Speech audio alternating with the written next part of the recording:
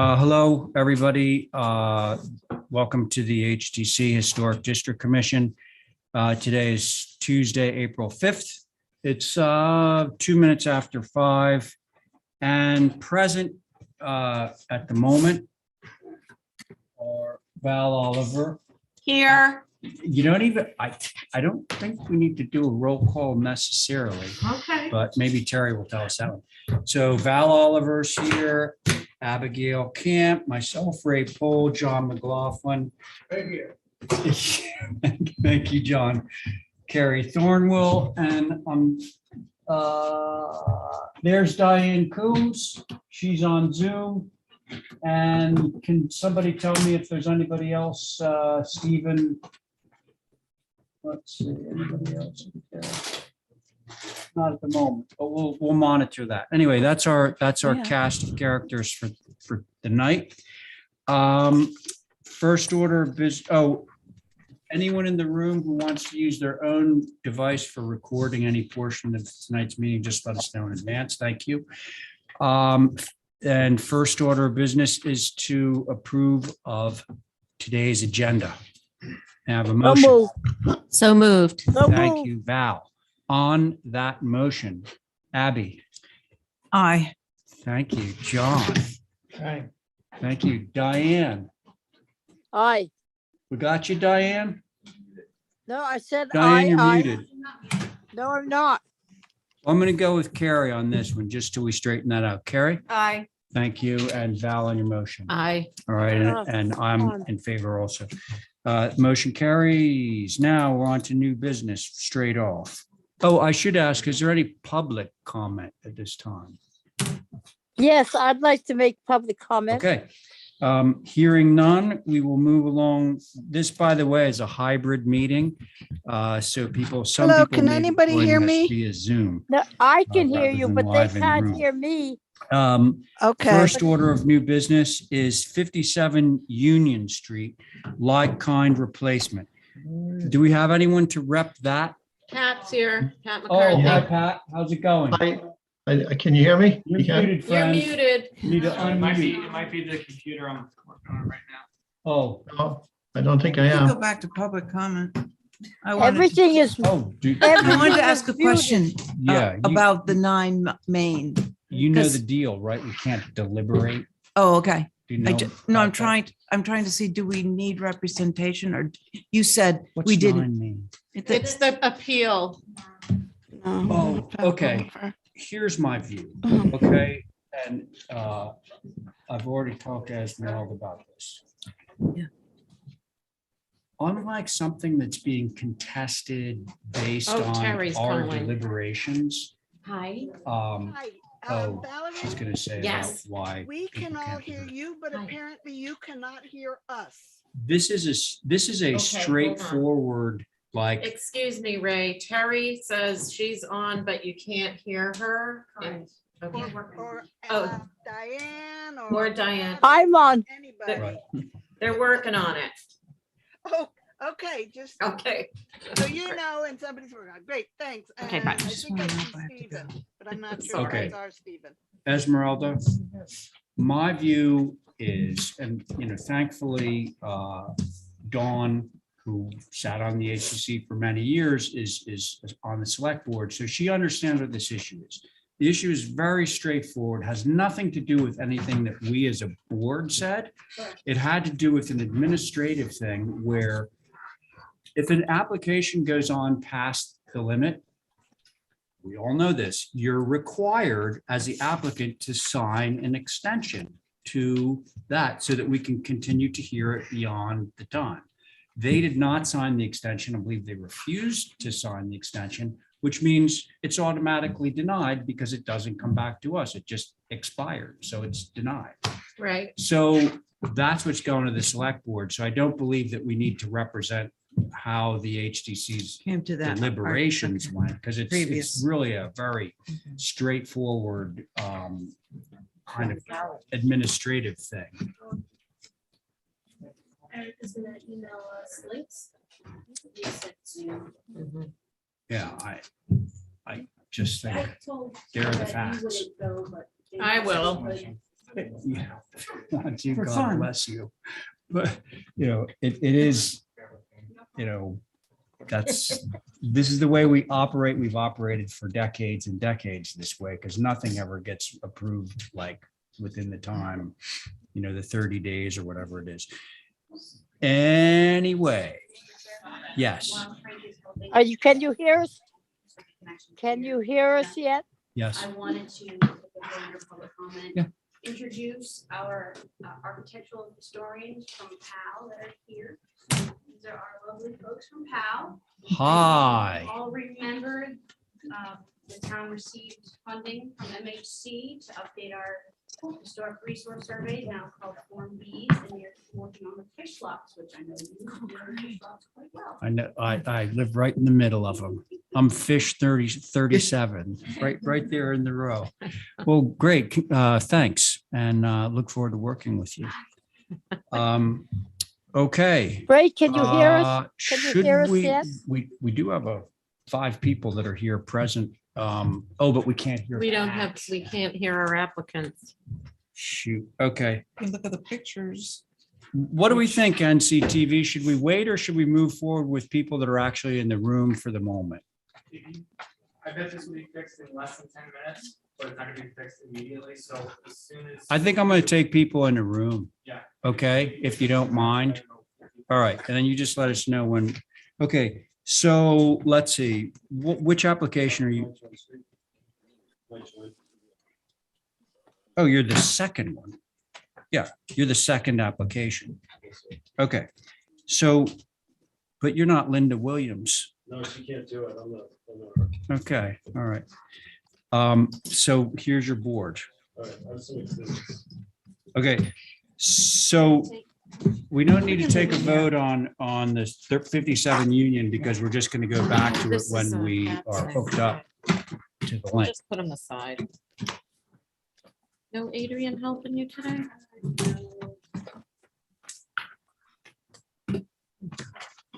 So revisions to the foundation at 9 Twin Street. Just the foundation? Yes, they're lifting it up.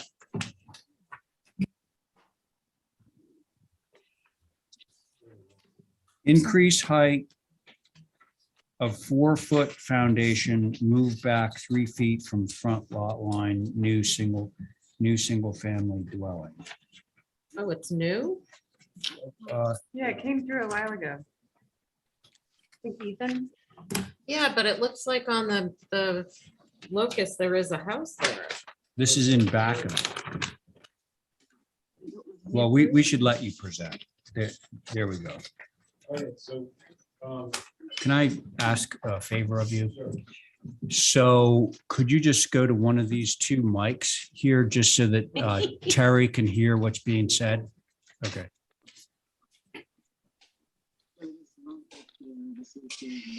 Thank you. Okay, hi. I'm Roy Whedon. I'm representing myself and my family for 9 Twin Street. Okay, We came in with a new application months ago and you guys really liked it and approved it 5-zip on the first meeting. okay, And I went back to do some research to try to get my building permit and whatnot. And if we can't do the raised foundation, we have like a serious caving problem there because the lot's only 28 feet across and 10 feet of that setbacks. And then I have a neighbor on the right side and a huge like, restored barn. The That's Twin in the Street barn, setback. Yes. And that house is just on piers. I met with some engineers and it's going to be a hardship to try to dig more than 4 feet deep there. So that's why we came up. And in the packets I gave you guys, there's plenty of houses that don't have foundations in the packet that are still narrow and tall. And then Linda included a bunch of houses that have raised foundations like all over the neighborhood. Packet I gave you, they're like literally on the street. There's like 3 on Twin Street and then there's one around the corner. So what we're trying to do has no impact whatsoever, except make it possible for us to have 2 bedrooms in the house. The south elevation is the one that faces Twin Street. Yes, sir. Now, I'm your neighbor, right? I live on Pine Street, right up there. Right, I know where you live. So I know this, at least there was a little kind of single story, long shotgun building. back Yeah, it's still there. It's still there? Yep. Yeah, so this is to replace that. Right. I remember when this came through. So the 4 feet out of the ground is to reconcile the grade between Twin Street Barn and you? No, it's so I can have a basement and have a bedroom and like a living area for my daughters. So The you neighbors can't are so excavate close. down too far because you'd undermine the foundation at the Twin Street Barn? Yeah, and then putting the shoring, well, I- and then we do have to do the shoring and it's the hammers with the steel would just shake everybody in the whole neighborhood. Okay, starting to get a better picture of this. Okay. Is everybody sort of starting to get this? Yeah. Starting to. Okay, so Ethan came in, what, probably a year ago? No, it was Linda.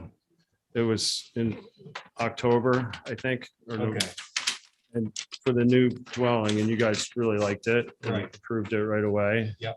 Because we're really keeping with what's there, and I didn't go for a full 2-story. I didn't go, and I'm pulling I'm taking down the house that's there, and the new place is coming out of the setbacks. I'm decreasing my ground cover to fit within zoning. I'm making it conforming. I'm not going for a full 2-story. I'm not going for big dormers. okay. So remind me of this. Is your lot subdivided off of the one that faces Pine Street, or is it Yep. part? It is, it's subbed off. Yep, It's your own lot. yes, sir. Okay, so the house that faces Pine Street at the corner of Pine and Twin is elevated and has a brick foundation. Jody, Like 5.5 feet or 6 Right. feet high. in the icebox is a round, I said, in the Most of the icebox, houses in the neighborhood. there is a round container that says OMG, West. onion dip. Is that the front? It's a white plastic, white, The side not that opaque. In the faces- packet I gave you guys, the one on the cover, If you that's the can front. find it and bring it, if The you side can that find faces it. Twin It's south. Street If not, I is have some south. ice cream. I gotta have something. Yeah, west faces. Diane, could you please towards, mute? Pine Street, but there's the Hi. other house. This is the house that's in front of it. Are you Hi, this hearing is me? Ter- this is I just saw. a picture. Diane, this is Terry. You're not muted. The cute house that's story and a half, but it is elevated out of the ground fairly substantially. You know, there's a row of picket fences that go up the street and privet, and we happily leave all that there, so you're not gonna really see much on the street. Yeah, I wanted to make sure that everybody, including myself, understood what exactly was being requested, and now I do. So thank you, and Holly, your turn. As you all will probably remember, that this is an infill zone within the historic district. Twin Street is part of the lot subdivision laid out in the Senate. The previous structure, 1960s. Sorry. It's okay. Somebody going up in the elevator. Increase to 4 feet, and I appreciate the pictures that were provided. HSAB did take a look at this on March 21st. They said raising the building a couple feet would be acceptable, but 4 feet is too much. It's looking too tall and vertical. Use reclaimed, not new brick, and HSAB does respectfully request revisions in time. And again, I appreciate the photos that were provided of adjacent homes. And I've actually looked at the vintage of some of these structures. I think it's important.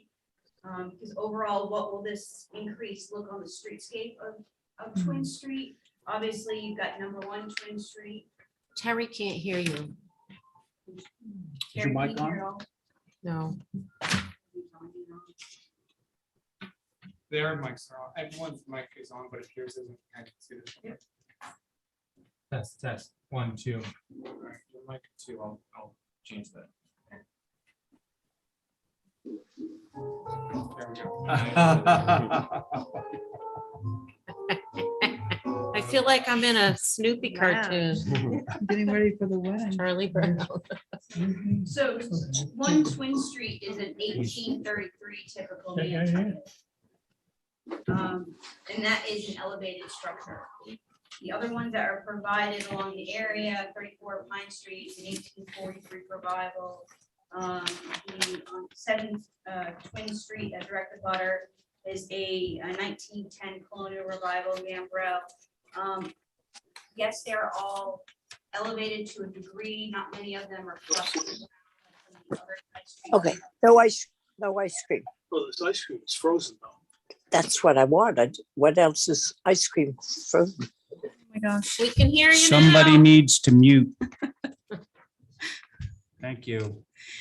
So, Mr. Chair, at the end of the day, it would be nice to know exactly what that streetscape's going to look like in relationship to that 4-foot increase. If it was a couple of feet, it would be a little more, I think, in keeping, but 4 feet is a little excessive. So those Okay. are comments, Mr. Chair. All Thank you. All right, board members. I'll go. Yeah. I drove around over there and around and around and around and around because I could not find 9. I found the corner house, Oh, which was saw pine, it. Oh, and I yeah. found 1A, 7, not 9. Oh, funny. Yeah. But anyway, I actually do think it's within keeping, with the pictures that I took, but also the ones provided for us. It seems as though this is just about the same height as the house at 34, the one at 36, 7 Lions. 32 Pine is lower, but I think it's appropriate.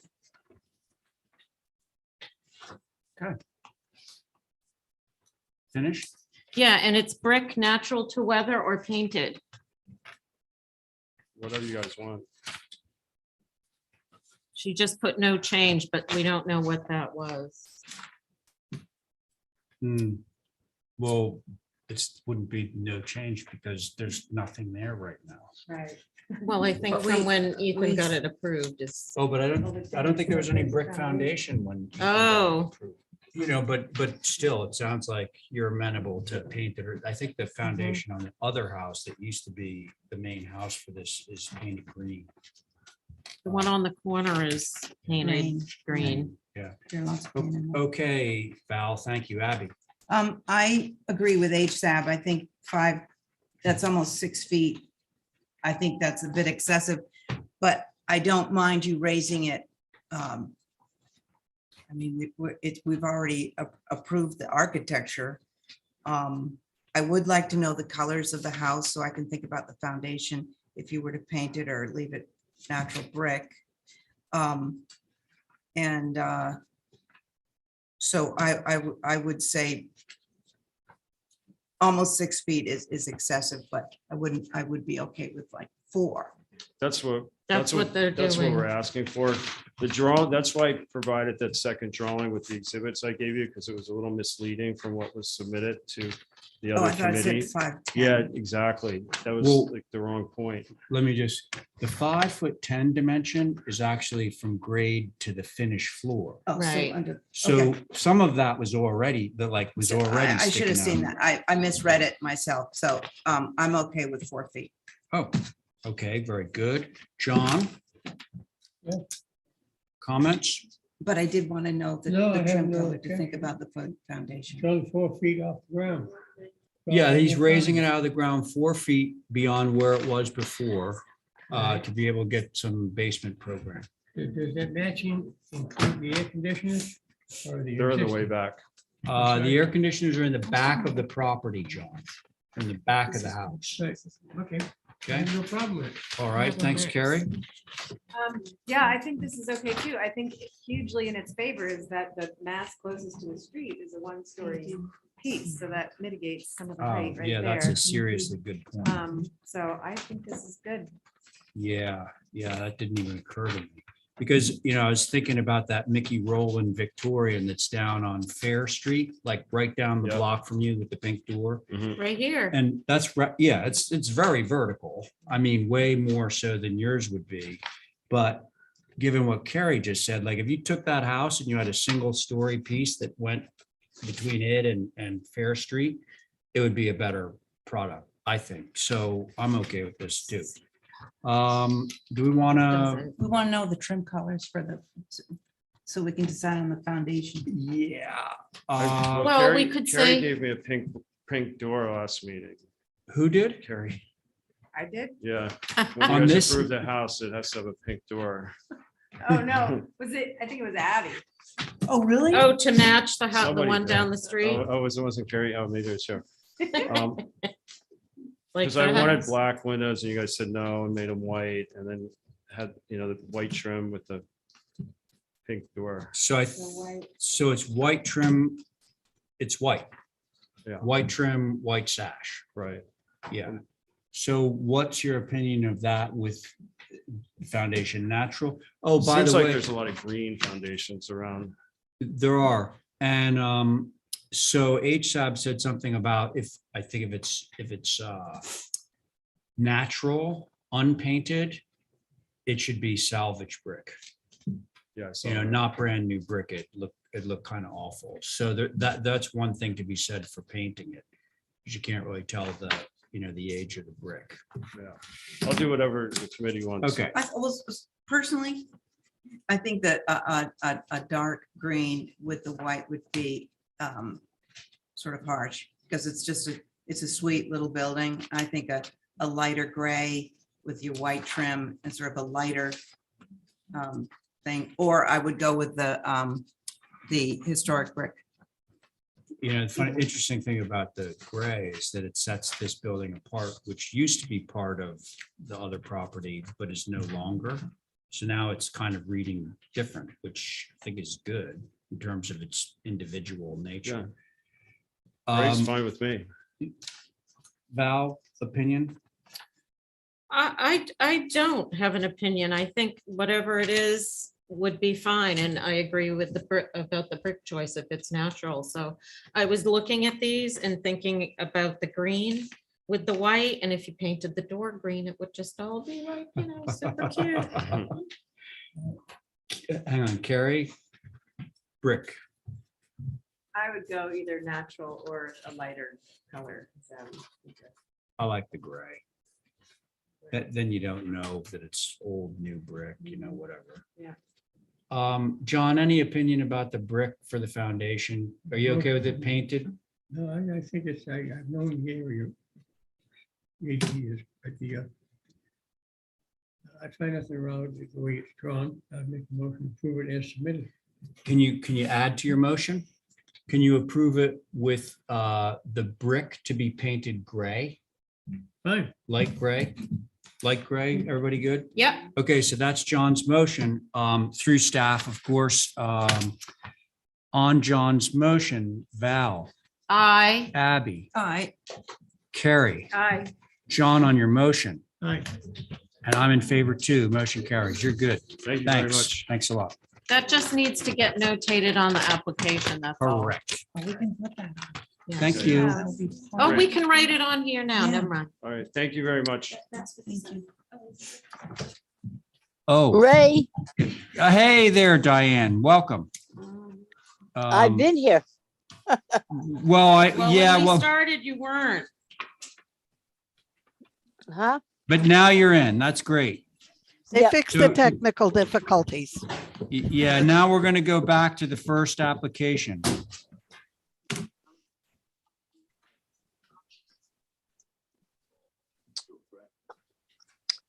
And the first application was at 57 Union.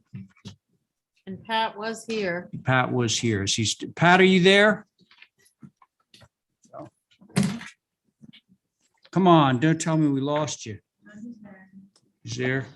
Can you hear me now? Yeah, yep, Oh, yep. great. Okay, great. Okay, so Pat, we've got your package in front of us. What can you tell us? The the original part of board? the house. Wait, wait. Hang on, Pat, one second. Okay, Diane, now that you're in, it's the regular board. Is that what you just asked? Yes, yes, it is. Yeah, you're on this one. The only reason you weren't on the last one is because we Okay. couldn't hear you. Okay, Pat, continue. Right. Okay, what we're hoping to do is replacing all the windows on this house. They've been changed pretty recently to a kind of a very low quality window. 15 years ago, the owner had it renovated, and all the addition is done with like finger jointed window frames that are starting to fall apart. They're like a Brosco window. And then previous to that, not sure how long before, the old part of the house, the original part, the windows were replaced with like a new type window with like fast growth pine that's starting to fall apart. The balances are those aluminum pipes that are falling apart. So I don't know what age that is, but what we're proposing is to That's 1960s, Pat. yeah, 1960s. Okay, like myself. So we're hoping to replace the windows on the old part of the house and make a traditional plank frame window with like a cedar frame with a solid mahogany sash, and keeping the glazing shallow to make it look kind of old. And then on the newer part of the house, using Boston sash with invisible balances with solid mahogany frame, trim, solid mahogany frame and sash and cedar trim. But we'd trim them out ourselves to something a little different than Boston sash, just to particularly like the way they trim the windows. So that's the proposal, kind of putting things, better quality in the addition and trying to go back to the original on the old part of the house, but I couldn't find any photograph of it with plank frame windows. Okay, Pat, let me make sure that we all understand what you're proposing. You're saying you want to replace all the windows in the building, right? Yeah. Okay, and on the main gable that faces Union Street, you want to use plank frame. Yeah. Okay. But with new windows, presumably Brosco windows, is that right? No, we're going to make the windows ourselves. Oh, okay. Single glazed? Yeah. Okay. And so that's the front part of the house, plank frame windows, you make the plank frames, et cetera. And then on the rear L, you're just going to use a regular casing rather than the plank frame? Yeah. And those two would also be windows that you made, right? We would use a Boston sash window, and the sash and frame would be from Boston sash, and we would trim them ourselves. Okay. So you're making the ones for the front and you're buying Boston sash for the rear L. Yeah, we're going to do the front with plank frame and the two gables of the old structure, the older part. Right. And then the rear, where there's a lot of doubles and quadruples, and we can't do plank frame, but it would look kind of silly anyway, I think. Yeah, I get and it. It kind of represents the two ages of the two parts of the house. Hear you. Okay, very good. Thank you. I think we got it. Okay, Holly, your turn. Thank you, Mr. Chair. So this is a typical Nantucket circa 1804, the Captain David Swain House. And there's actually 12/12 windows attributed to this structure. HSAB took a look at this on March 21st. They said that some windows appear to be new with vinyl jambs or spiral balances and can be replaced. A full window survey needs to be done to indicate the age of all windows before approving full replacement. All new windows should be TDL. And I believe these comments, I wasn't present when HSAB took a look at this, but based on the application, we've got numbers on photos, but it's very hard to discern what goes with what. I didn't see anything. And I will say I didn't look at the hard copies that you're looking at, but out of the 15-page document that was scanned, There wasn't much information to discern on the age. So you do have it. I see that. Thank you, Val. That is important. Obviously, was there photos included from the interior as well or no?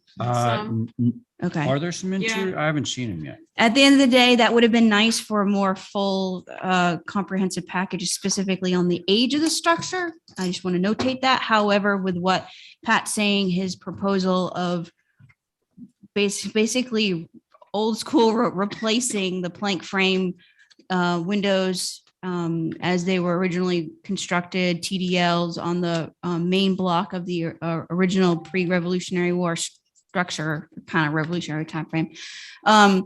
And doing the Boston sash on the rear, I think that's a really good proposal. So those are the comments, Mr. Chair. Thank you. Okay, thank you, Holly. Who wants to start? I will. Thank you, Val. I'm great with this proposal. Thank you, Pat. Yeah. Thanks. We're in Okay. Krebs's house, wasn't it? Yes, yes. Okay, Val, thank you. Abby? I I think a window survey is needed, but from the pictures, it looks like the windows were replaced at some point. They don't look old to me, like even the front. So I think if he were to do a custom job about the front of the house, I think that would be great for this house, and to use Boston sash for the back. That would be a nice top quality window.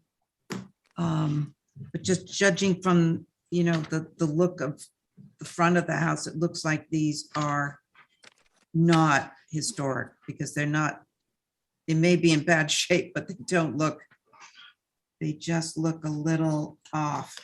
So, but I would like his window survey to just make sure that's correct before we replace them all. Okay, Abby. Thank you, Abby. Diane, your turn. The ones in the window, the front of the house are good. The house is visible on three sides. Coming down Dover down, Union, and the side of the house, because it's on the corner and you can see it all. On the back part where he's using Boston sash, are those going to be TDLs or STLs? Pat, TDL. yeah. Okay, that's fine. Then I think that's good, and it will be interesting to see what they built, see them built with the on the front of the house. So I have no problem with that. And a window survey would be nice and should really be included, so that anybody who wants to review it, they'll find that all. Could I say something? Pat, did you just say something? Yeah, is it okay if I say something? There was a window survey submitted. That's what the numbers are. There's we a have it. photograph.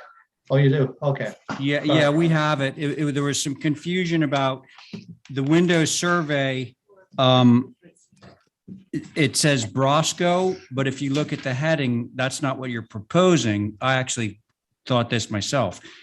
Oh, It's not what sorry. you're proposing, it's Oh. the existing type. So Yeah. all of the windows are existing and you've got them all numbered. So yes, it's the third sheet in everybody's package. And I think Okay. there's some interior photographs there too. There are, and there's, exterior photos that show how the sills have all rotted. But hang on, so Diane, Yep, so I'm good with what he's proposing. oh, okay, just making sure, because you were asking about the survey. Okay, thank you, Diane. John, your turn. Get into the mic, friend. Right. You know the word, one word can cover a lot of territory. Overkill.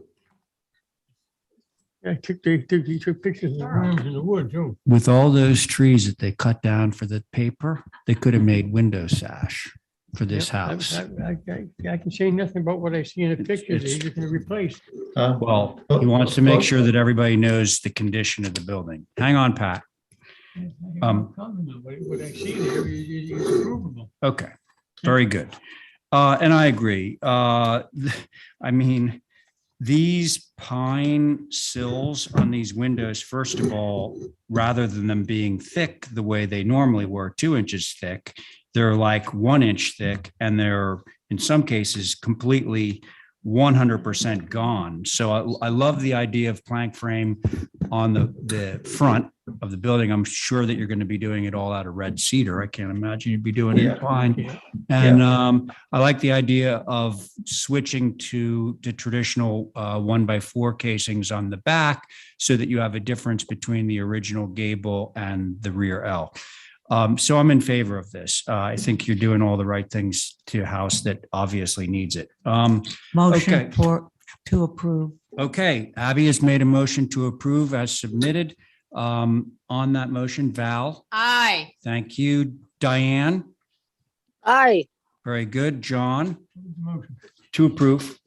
Thank you. Yes. Okay, John's in, and Abby on your motion, Aye. and I'm in favor. Motion carries. Thank you, Pat. Thank you. Thank you, everybody. Okay, all right. Yeah, nothing. And now we are along to 3 Next Beaver page. Street. Mr. Next Chairman, page. I believe that's going to be held till next Thursday. So can somebody do a motion that would hold I make 3 a Beaver motion to hold it. till until next Thursday, right? Yep. Oh, not this Thursday? Val? Next Thursday. This Thursday? Linda is gone. She's in Okay, Denver. sorry, Diane, could you make it this Thursday? You want it this Thursday? Okay. This Thursday? All right. Yeah. Okay, so Diane's motion is to hold until this Thursday. On that motion, Val, Aye. Abby, Aye. John, There's a motion to approve it. no, to hold this till Thursday for representation, to hold. 3 beavers? Yeah, to Thank you. hold it. Okay, you in? You're in favor of the motion? Yeah, okay. And Diane on your motion? Aye. And I'm in favor too. Okay. All right, that brings us to Straight Wharf. We have somebody to rep Straight Wharf? Anton. Good evening. Oh, hey Mr. there, how Chair. you doing? Mr. Let's see, I need to sign this old thing. I gotta tell, you, life is way better. Isn't it? Yeah. Ready whenever you guys are. We're ready, I think. Yeah. Okay. So, well, in front of you is application, which I hope is a pretty straightforward. It's essentially replacing metal awning in the back of Straight Wharf restaurant that currently exists and has a vinyl covering that gets blown off during the winter season pretty much every year. Okay. Ownership wants to basically replace the existing awning with a wood structure. We're not changing anything in terms of sizes or pitch. It's exactly what you see. We're gonna replace the metal with wood, and we're hoping to get that approval. Okay, so a few things will change, like rather than seeing the little skinny metal posts, Right. we'll be looking at, 4x4s. 4x4 posts, Correct. Yeah. but roof pitch, all that will remain the same. Correct. Is it shingled, Anton? It will be the roof will be shingled. Yeah. Okay. Matching the existing is what Of, we of have. the main part of the Of the restaurant. main. Yeah, correct. That would make I sense. think this is way approvable. Okay, I think, thank Holly. you. Yeah. Holly, your turn.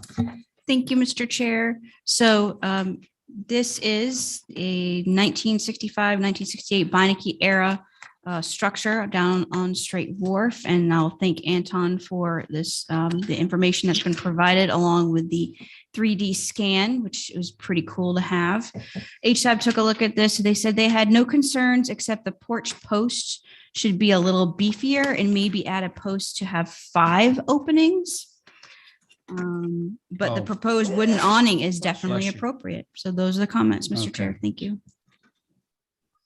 I can't imagine you'd have any objections to that. So HSAB would prefer to see 5 bays, and frankly, Will be better. just the snow load on this roof would, okay, let's hear from the board. Thank you, Holly. I'll go. Sure. Thank you, Diane. Go ahead. There should be 5. The post should not be in front of the windows. If you put the post in the where there is no window in the shingles, you would have 1, 2, 3, 4, 5. 1, 2, 3, 4, 5, and they would not be in front of the east window, which everything is crooked. So just, I think you should take them to the shingle part and avoid the windows and doors. Other than that, I don't have any problem with it. Okay. It's just making the posts. That's it. You said that's it? Yeah, that's it. Okay. Thank you, Diane. Okay. Who's next? I'll go. I'd motion to approve if everybody else is in favor, Would you approve the 5 bay? with 5 bays. Okay. So Not interfering with the windows. Nah, just No, just straight up. it's better than the metal thing that's there. that's definitely true. So that's your motion, Yeah. Val. On the motion, Abby. Aye. Thank you, Diane. Aye. Carrie. Sorry. What? No, you got it. Thank you, Diane. John is to approve it. As this. They just want to take the metal awning and turn it into wood. No, those are already there. This is the backside of Straight Wharf. You okay? Yes, Okay, John's in favor. I'll write that Who in. made the motion? I think Diane made the motion. to- Oh, Diane, on your motion? Aye. Thank you, and I'm in favor. Motion carries. Thank you. Thank you. Okay. Okay, Lindsay, your turn.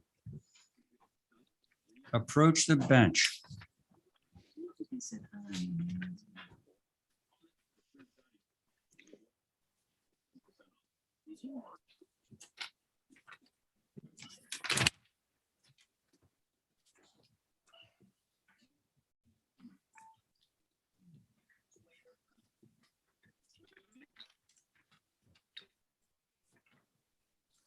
Here you go, John. Okay, so Lindsay, 24 Bartlett Farms. Yep, so this is, what's the plan to get there?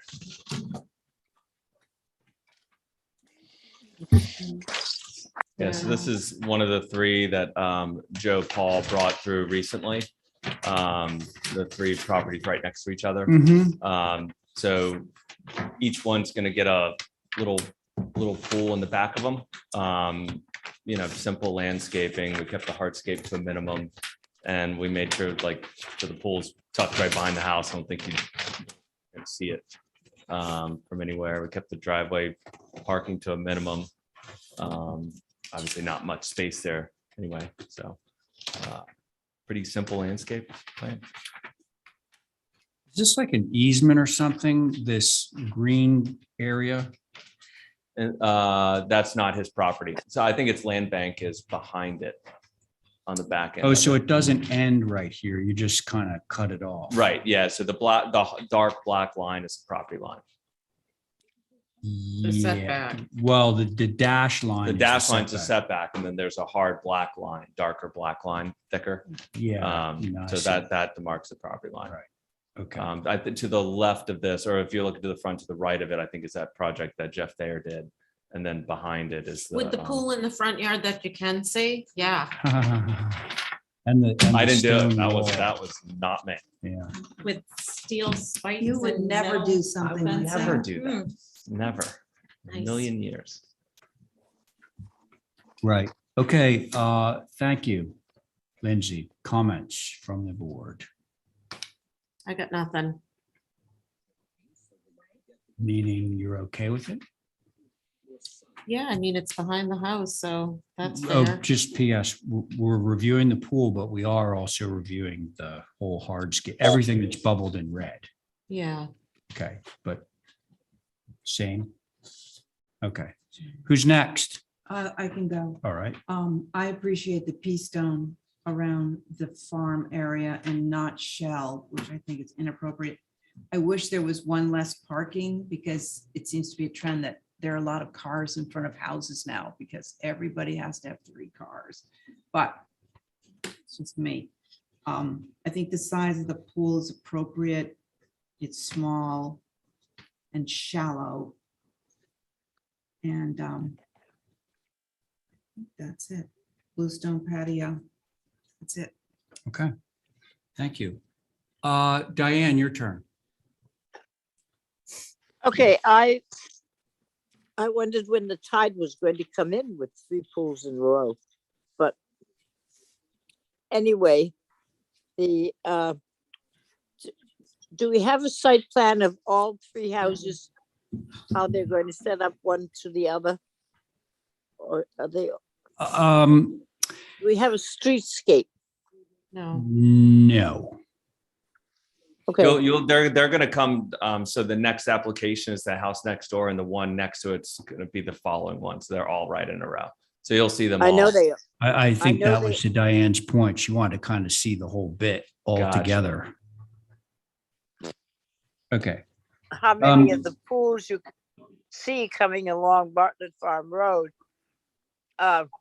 even though they're in the back, you still have a clear view on Bartlett Farm Road before it turns to the left and then right into Bartlett Farm itself. I don't know what you can see coming down that the back road, which is a public road, just before you turn into Bartlett Farm. I just wanted to see how 3 pools in a row could line up. That's all. The pool is small in shape, and I guess the corner of it looks as if it goes over the sideline, but so do all the coping along and this steps. So that's all. I just wanted to see if we could see it all together, what it would look like. Thank you. All right, Diane. I'm not sure that we're going to have to look at this in bits and pieces. So by the third one, you're going to have a full picture of everything. If you give me Right? a minute, I have it. I think I have a copy of all 3 of them right next to each other. If you want me to send those to you. Digitally? Yeah, I think I have a PDF on my laptop. Do you want me to just look real quick? You give it a try, but Okay. we're going to hear from John. So be quick. Thanks. John, comments? Yes. Looking at it from natural vegetation remain privet only as necessary. What does that mean? Say that again, sorry. Privet only is necessary, I'm going to assume means privet to screen the pool. Yes. So only as Well, necessary. no, we're gonna run a hedge along that property line, but there's already an existing hedge. So we're gonna just add to the existing hedge. You mean there's already a hedge? So there's a hedge on the property, so we're gonna add as needed. Oh, so John, this property already has a privet hedge. So he's just saying where it's sparse, he's going to add privet there. He's not going to do it all new. He's going to leave the existing hedge. Okay.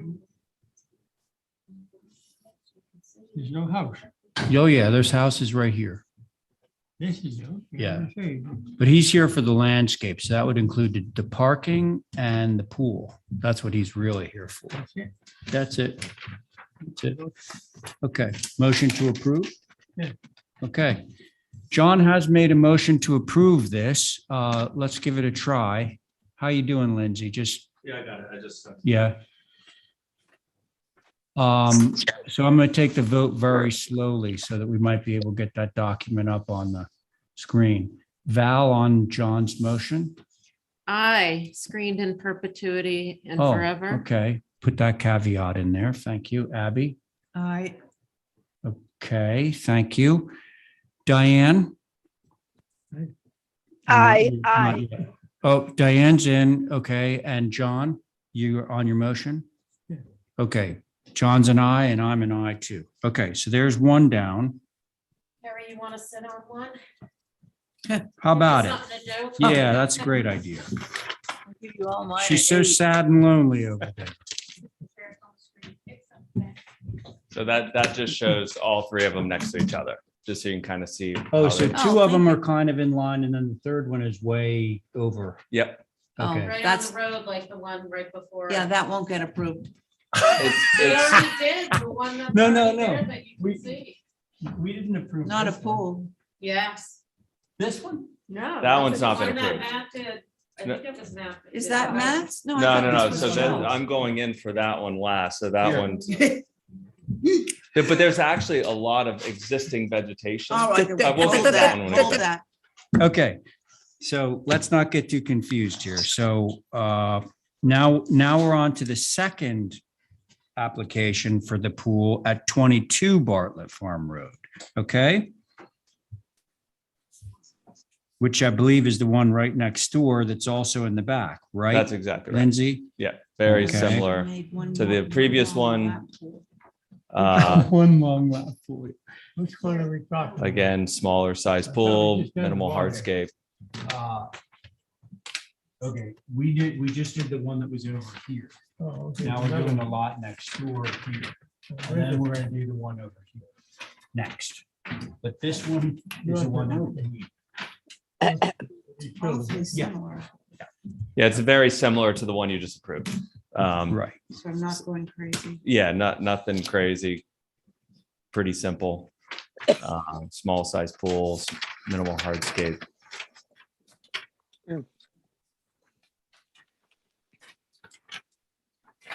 The house hides it all. In the back at least. Thank you, Lindsay. Board members. Yes, sir. You were- I'll go. Thank you, Carrie. Go ahead. I think this one seems to have better screening than the last one because there's some depth to the end of the property. Okay. Thank you. Who's next? I'll go. Thank you, Diane. I think this one covers all right.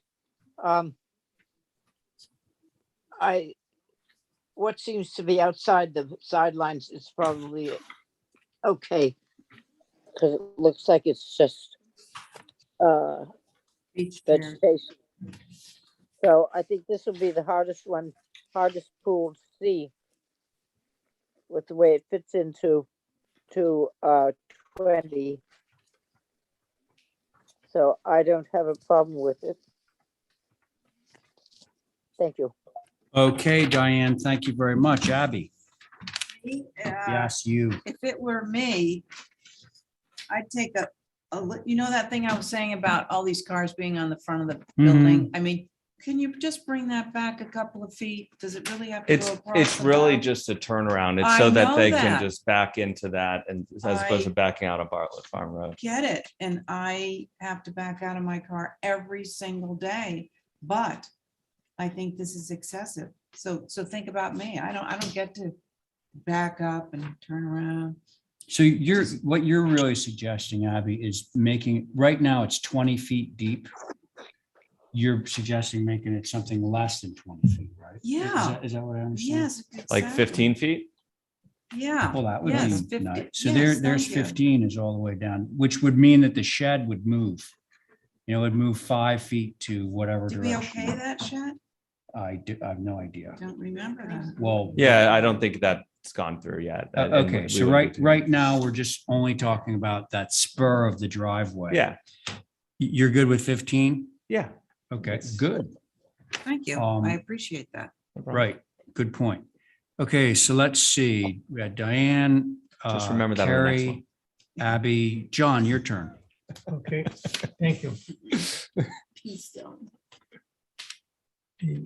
They seem very, nothing very contiguous, tree in the row. Oh, yeah. Yeah, all right, what I'm trying to find out is they got a lot of, there's 5 or 6 foot fencing on the back line somewhere. here. You say 6-foot fencing? Oh, straight back here. That's just in the photo. Oh, no. He's not proposing it. I think the picture is that's for the bluestone that's going around the pool. I think it's acceptable. Acceptable. Yeah. Okay. That's good. But now Abby's going to make a motion that just includes one thing, okay?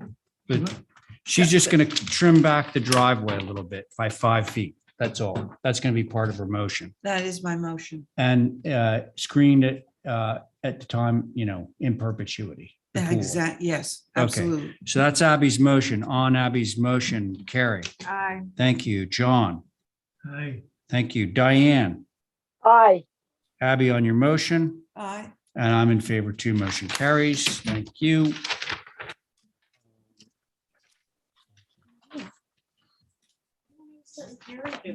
Oh, Boring for her to sit there and Space out. At least you got a comfy chair. Yeah. Yeah, I love these chairs. yeah. I hope we don't have to go back up to that police station. she can go again. All right. Remember that 5 feet we gave up on the last one? No, no, Um, no. Let's make a deal. It's not happening. So I there's obviously already been initial comments about it being, you're concerned about it being visible, but as you can see, it is set back off the road. It also sits at a higher elevation than the road. So, and you have existing vegetation, so your sight line, you wouldn't be able to see it. Obviously we would screen it in perpetuity as you guys are going to request anyway. Again, it's a smaller pool. This one has a little bit more hardscape. Well, actually, it's about the same amount of hardscape as the other ones. It's just all combined into one patio as opposed to multiple. Driveway, it's a little bit in the front of the house, but most of the parking is in the back. And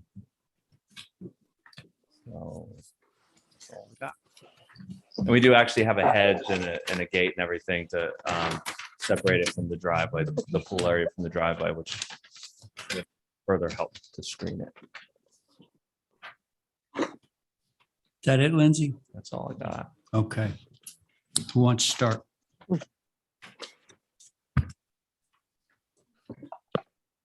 I think it's awkwardly placed. Oh, can I just ask a Oh, question? yeah, go ahead. I don't have anything to say. Carrie, are you on this one or I Val? think so, yeah. Okay. All right. Yeah.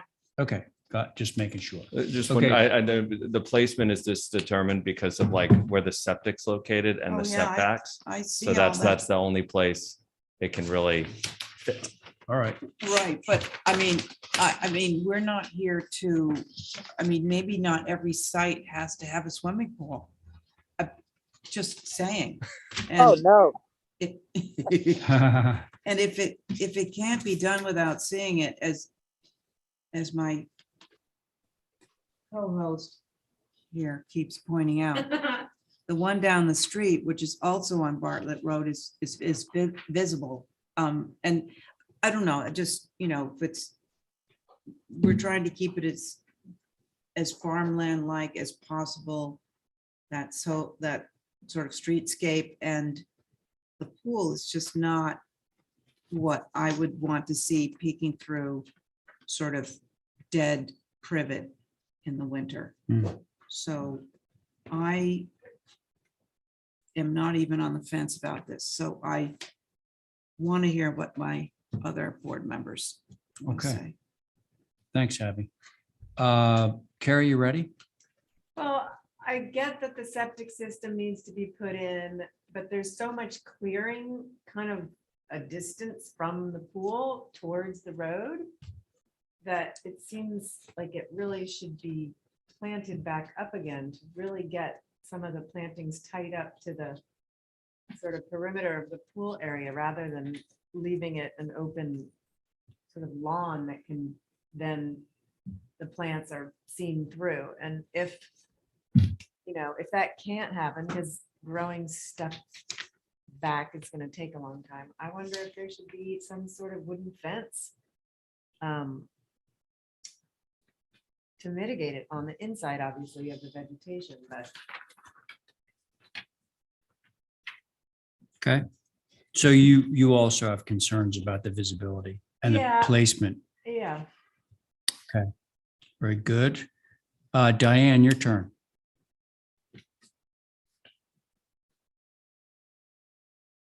You there? I think you're muted, Diane. Unmute. There you go. I am concerned about what it says, the septic system servicing 20 and 22 Bartlett Farm Road. What is the septic system doing on 24 Bartlett Road? And how does it connect up? I don't know, we have a zoning setback, and then we have the septic system servicing 2 houses down the street. And that is a large area. And how do you put the pool in next to the septic system service without disturbing it while you're digging? Because following their lines, the septic system goes right under the patio with the table.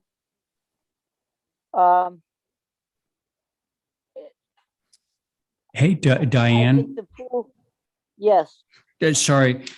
What that dash line is not actually the system. That's the setback from the system. The system itself is like that long, skinny dash rectangle right inside Yeah, the I setback. know that. Okay. But it's right at the corner of the pool stuff. The pool should change its shape if it's going to go through and follow catty corner, follow up that sideline.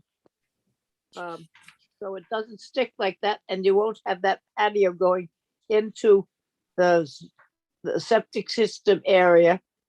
I don't know, it's crazy to have 3 of them in a row. I agree entirely with that. And I also wondered what that hedge was where it says something number 3, QT something number 3 area. Why do we have a arbor and gate there? What is it arboring and what is it gating? It's a hedge, and the gate and arbor are there to separate the driveway parking area from the pool backyard area. But you have all those steps. I don't know. I don't know if it's part of the vegetation. I can go with it. I would like to see either the pool not be there at all or be turned so it does not project so far with its patio into the property line. So I don't know what anybody else thinks, Okay. but Well, let's, mitigated somewhat. all right. We'll hear from John. Yes, Your turn. this is an application for the pool. Yeah, the pool, the drive. Yeah. This is number 7. This is the right? third house. Yeah. The third house in a row. Number 7 room, right? This one, This one. Yeah, that's right. thank you. Now. Okay. Maple Lane. That's on- I haven't seen- No. I haven't seen it. 7. Right, Wait a second. Yeah, no. So here you are. 7 is here.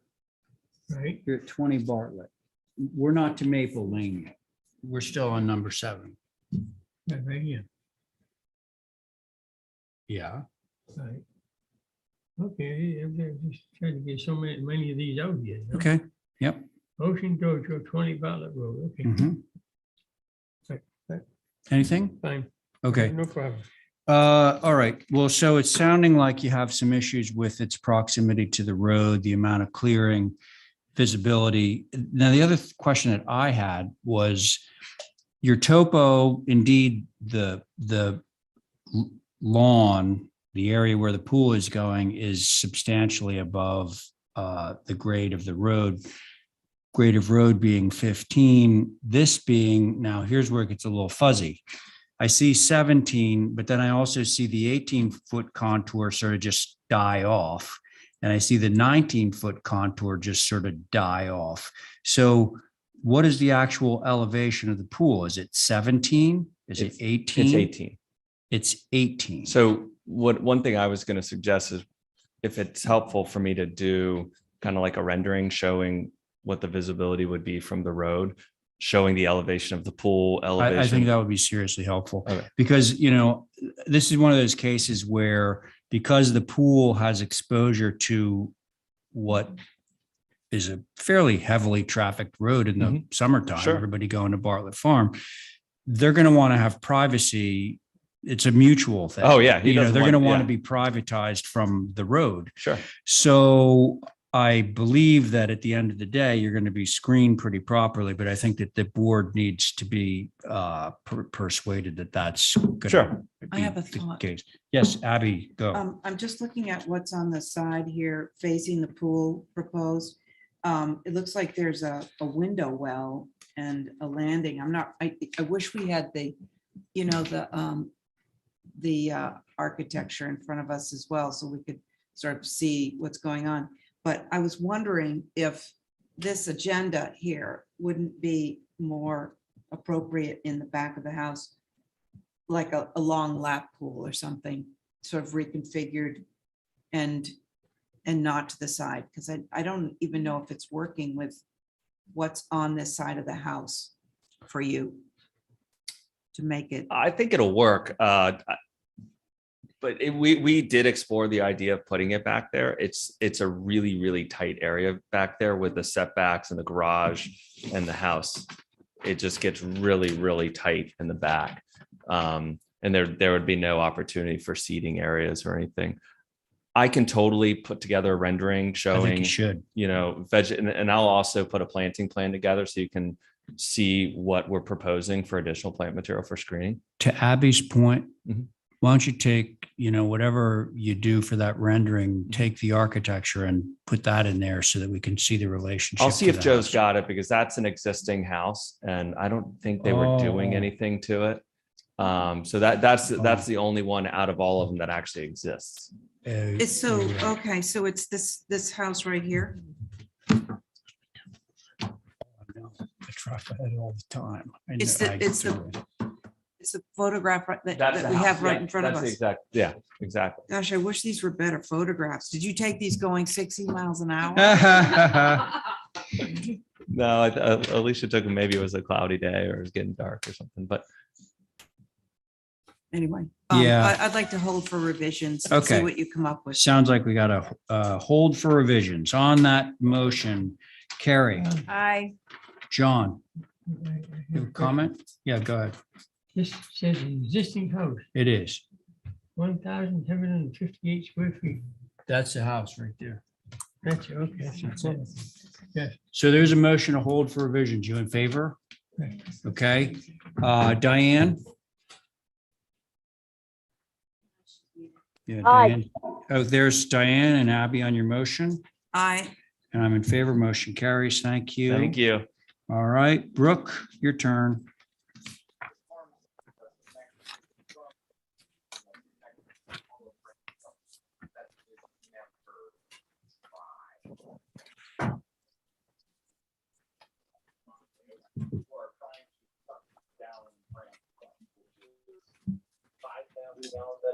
Definition of pissing in the wind.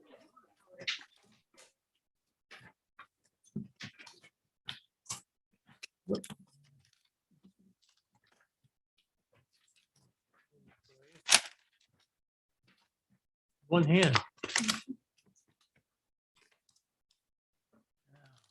Want to do some Maple Lane or? Yeah.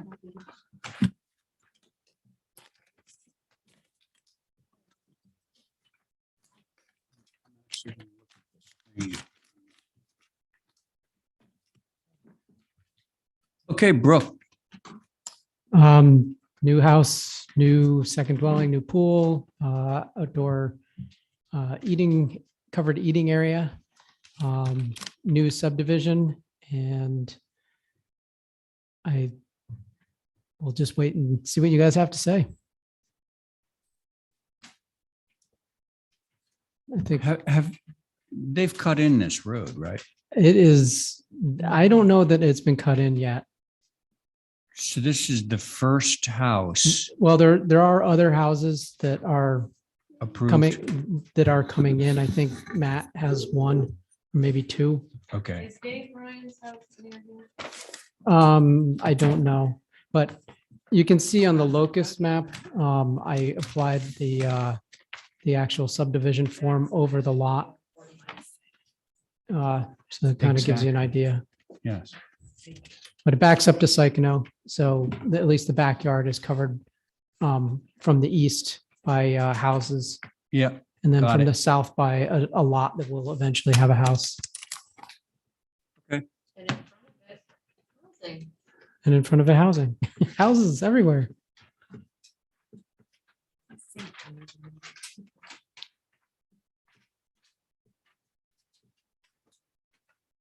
What's the colors for? I don't know offhand. I think, what is the application? Who's got that? It says white and white trim on the window schedule. Okay, I well, don't have the application for yeah. that. It could. It does. Unit color white, trim color white. And then the front door is Folger blue. Yep. Yep. Actually, oh, and the French doors are white. Yeah. I mean, when it, And the mudroom door is Folger blue. Okay. The 40B there. Their colors are.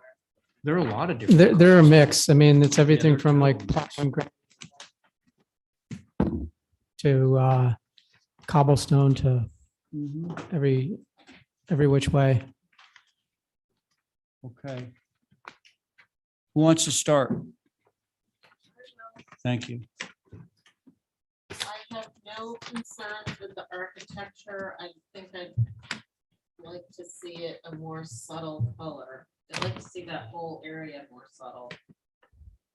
But then all the trees are gonna be mowed down, so it probably doesn't matter. You mean more subtle than white? Yeah. Like a platinum gray or, Heavily vegetated area, or has been historically, but now that I say it, I realize that they're gonna. It's going to be unvegetated. Yeah. Okay. But your preference, the only concern you have, if it's a concern, is that you would prefer to see it go to like platinum gray. Yeah. That's safe to say. Okay. Thank you, Val. Carrie, you ready? Yeah, I think this is a really, really cute house. The main gable seems to be a little bit less windowed than the left side. I don't know, maybe it's just the dormers, but I think it's fine. I think it won't read. Yeah, and I totally appreciate that it's only 26 feet tall. Yeah. It's amazing. Yep. Points for It that. can be done. it can, It can be. give me a mud sill. That's actually one thing that I really like about that whole, what is the name of that 40B that runs that whole? Rugged Scott. Rugged Scott. That's what it's called? Well, that's the ownership of it. There's a whole bunch I of thought it different. was like a name of a It flower or was something. Beach Plum Village. Beach Plum Village, Oh, but it's not anymore? No, there's no more beach plums left. Okay, well, so my point is that all those buildings are scaled low and they're, they all are just super harmonious. I just love driving down that road. Anyway, so that's it? Yeah, I Good. agree with Val on the white. Yeah, me There's too. just- I mean, there's just a lot of trim, a lot of porch, so the less bright white, better. Okay, thank you. Diane?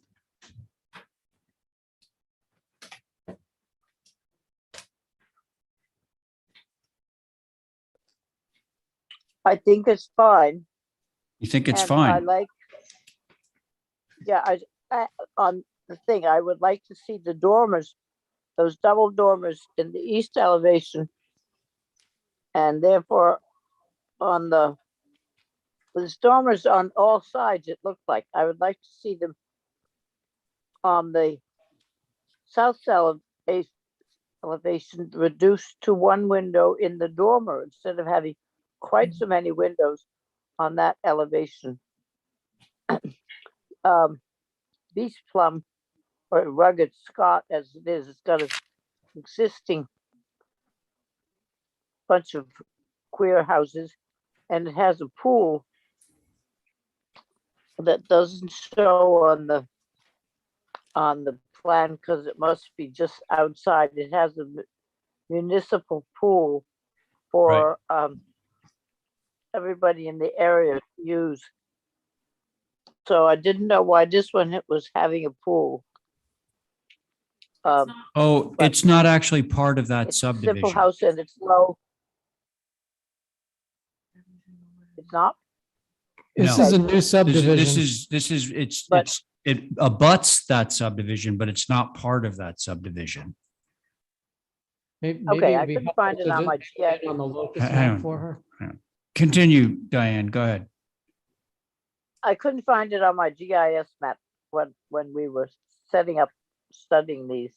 So I thought I know Rugged Scott because I used to be the mailman. So I know what's down there. I know who built it. I know the contractor. I think and now I know who the architect is. I think it's very good house. I'd like to see it small. It will be fit in nicely with off Fairgrounds Road and all that stuff. I just would like to see some of those dormers reduced if possible down to one window so it was a little less facaded. Okay. Okay, thank you, Diane. John, your turn. Thank you. This application has 30 windows in it. 10 of them do not meet the requirements. Really? The meeting rail, Huh? that old meeting rail, right? The meeting rail. So, well, we can do away with them. Do away with what? Not stop them, not prove them. They look like they meet. You got so much stuff that has to be revised or gone over for the future of what's coming in Nantucket architecturally. We're not sticking to the past policies. That's one of the oldest policies we've got, is the meeting rail. Well, I say, Okay. It looks pretty close to me. what do you gotta say? It looks pretty close. Okay, meets- I'm gonna point something out here. Yes, Okay. please. Assuming that the windows in the dormers are the height that they're supposed to be, the solution to the problem would be to actually make the building taller. Yes. Which would give Brooke more room on his second floor. It would solve the problem of the meeting rail, but that would mean that this whole wing would get taller by 8 inches. The whole building would get taller by 8 inches. Right. If you wanted to solve the problem all the way around. So it's 20, well, it's a little bit over 24 feet high, right? It's 26.3. I mean, do you have any objections to the building getting taller? For it to stay lower. Well, me too. But Yeah, I'd do it, Oh, but skip the honestly, windows. I think we've got enough votes with a single window that I think we can move forward. So tell us about the single window. I think that at least facing west, which is the most visible elevation, I could probably do a single window in each of those dormers. West is the front. That is the front facing. And what are you suggesting, Brooke? That I could do a single window, but leave everything else as drawn. A single window in each one of those In dormers? in each dormer. Not I all would the way go with around, just on the west. Wait, Diane, you good with that? Yes, You are. Okay. Yes, Everything I would else make a remaining mo- the same, going with single windows in the two dormers facing west, correct? And color. correct. Oh, and the color, we would love to go to platinum gray. Correct. Count me in on that one too. All right, so somebody want to make a motion? I'll make a motion. I'll make that motion. Okay, so Diane, your motion is to approve this house going with single windows in the dormers facing west rather than doubles as shown, and changing the color from white to platinum gray. That's your Right. motion, correct? Yes, Okay, correct. on that, thank you. On that motion, Val. Aye. Oof. Carrie, Aye. thank you. John, Motion was to approve it. approve it with these going to single windows and all the trim going to gray. All right, now are those 10 doubles gonna go to singles? No, not all 10, just these ones that face the street. West is the side that faces the street. All right, how about the rest of them? No, they're going to stay. Just, Okay. they're going to stay because they're on the side. They'll stay like that. So if we're gonna approve it without them here and with them here, Well, but this is the front. That's the part that everybody's going to see. what are you gonna do about the policy with the rest of them? Well, no one was in favor of making the building taller to get And I that think to they're work. fine. I think starting out a new development, it's a good idea to keep the buildings as low as possible. This is the first one in that development, so. You say this makes the building taller. Yeah, If, okay. in order to get the parting, the rail to line up, you would have to raise this roof up and you'd have to raise that roof up. Yeah, okay.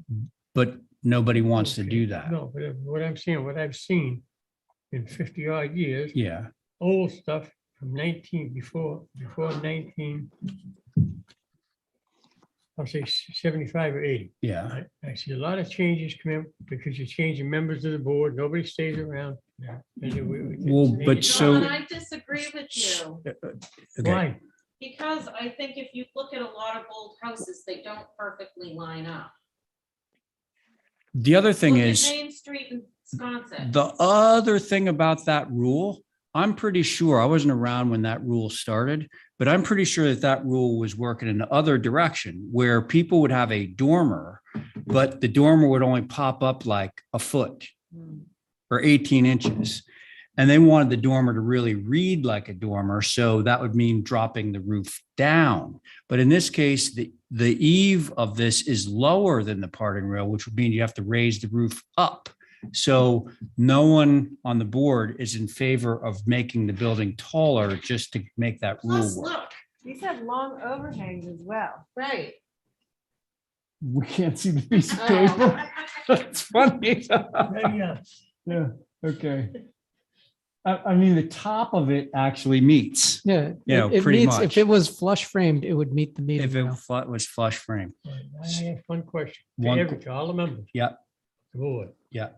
If we're gonna keep doing this back and forth, why don't you just say, fine, you know, make sure you set it up, either you have the meeting real or you don't. It doesn't, or just say it doesn't matter. It's not always I think black it's a and white. really good, I think it's a great rule if the meeting rail, if this eave is too high. When the Right. eave is low, it means that the building's low. So like, I agree with it on the one side and then I disagree with it on the other side. That's my own view, but I mean, we're bored. So John, there is a motion on a table to approve with those going to single windows and to trim going to gray. Or you want to be against it? No, I think we have to just sit down, but I've yet to see the meeting, do we sit down and we discuss policy? It's coming the minute we get through this huge agenda. I want to have that meeting. Okay, so how do you vote, John? How would you like to vote on that one? You can abstain. Okay, I'm gonna change my mind in the future. okay, Anybody wants it, with or without, fine, all right. with or without a meeting reel. So how are you voting on this particular project? This project here, Yeah, Well, if we're all gonna stick to it and allow them to do it, now we gotta realize that it's all 8 members. You realize you're gonna stepping into a bucket of. Well, Man. no, we're gonna keep this in is control. insane. This is 56 years of my life. And I'm still sitting here going, crazy. Okay, but Yeah. I hear you. I hear you, John. No, But I'm so, gonna change in the future now. If you wanna give them to them. okay. Well, in this case, I think it works for the building. So for, against, abstain? How would you vote on this one? No, we're gonna start moving, allowing them. That's fine to me. Okay, so then are you for? it? I'm in favor of Oh. it, yes. All right, thank you. Okay, now, who made the motion? I did. Okay, so Diane on your motion. Aye. Thank you for your patience, and I'm in favor too. Okay, thanks. That was a good discussion. that I'm gonna needed- sit off a couple and let Steven jump in. Oh, Steven's here. No, that's Steve Thoreau. No, He's not, no, Steve Thoreau is not on the board. This- Oh, there he is. This is, Our Steven is here. Hello, This is Steven. Can you Thoreau. make yourself known to us? Okay, thank you. Steven, Myself known. there you are. All right, welcome. This is lot 10. This is still lot 10. This is the second dwelling. Okay, it's fine. And I'm hoping to God there's no flush dormers on this building. Yeah, there I'm just are. hoping and praying. Okay, so that was single That's windows, the new dwelling. Now we're going for the second And dwelling. the- second dwelling, yeah. Thank you. Single windows on the west side, left side. Yep, got it. And we need to remember to change the trim color on whatever this is to our platinum gray. Yeah. Ambulance out there ready, want you? Oh, Yeah, come that's take me. Okay. All right, here you go, John. Yeah. All right. Proud day. I don't know. So let's see I here. can't read.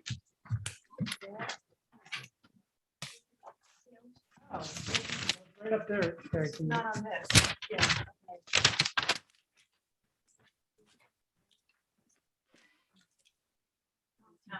Well, so John, you'll be happy to see that the meeting rail is much closer to being there on this one than the last one. 22.3. 22 foot 3 inches, folks. Comments? I'll go. Thank you, Stephen. Go. You know, I don't see a 6-panel door on this. On. You know, we have a tradition and a policy that a front door should be a 6-panel door. It's been that way for 6 years since I've been on the HDC. I don't know, this place is going to hell in a handbasket. There are 6 panels on the front door. They have lights in them. Yeah, they're glass panels. No, I meant a 6-panel door. All right, Stephen, that was my impression of John. I think that the door is becoming the style of the architecture. The rear fenestration, I think, is over fenestrated, but given the lack of visibility, it's not a concern. wait, you said the rear The of south? this. Yeah, that's not actually the rear, that's the side. For what difference that makes to you? It'll be enclosed by the other building. Okay. Yeah. Oh, well, wait a minute. So west, the preview. west elevation is the one that faces the road, friend. So the rear elevation is the east elevation, which has 2 windows in it. So Yes. the one you're talking about is the south elevation, which faces into the pool. The Right. south elevation Correct. faces the pool, which is the rear of the house. Yeah, okay. Well, No? gotcha. I Correct. mean, Well, it's the rear of the yeah. building. Okay, regardless, either I'm correct or I'm incorrect. I think the more important part of that whole discussion is that it's not a directly visible element, so I don't think it's a concern. Okay. Nor is the railing is that a wire railing? Yes. Yeah. Yeah, which, I think outside of the historic districts, which we have to work very hard to protect the old towns, I think some of these newfangled items can be integrated. So those are my comments. Thank you, Mr. Chair. Okay, thanks. Diane, I am delighted with the height of the building. I think that's really good. East elevation, I think, is good. South elevation, Brooke said we wouldn't see that. And the meeting rails hit right along. And the north elevation, I have no problem with it. It would, I think the height of it is, he has done well to keep it down to 22 feet.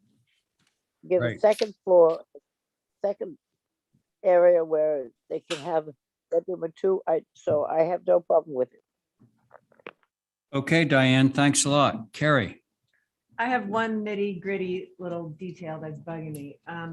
And it's the west elevation, the second floor window is taller than the first floor windows.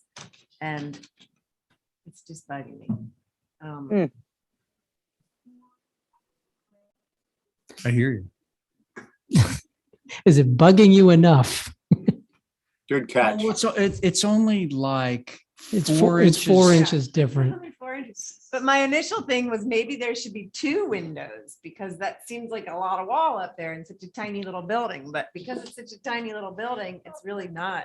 I think that if we had 2 windows up there, big of a deal. it would be super busy. And it would be too heavy. Yeah, possibly. Oh, the interesting thing is that window is over, like literally over top of a bed. Did I get that right? Or am I looking at it backwards? Is that in the stair hall or in the over the bed? It's over the bed. Again, I mean, I guess I can put 2 windows there, but I think it's just going to make that elevation too busy. Right. What I think the single window is good. Can we just make it the same size as the other two? down there? Sure.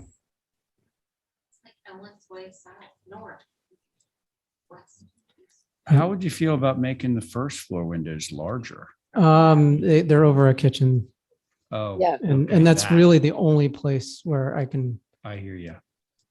Okay. Yeah. All right. So Carrie, your only concern is that second floor window on the west elevation. Yeah, and if it can't be done, it can't be done. Okay. It's not a make or break. All right. John. Comment? Yes. Yeah.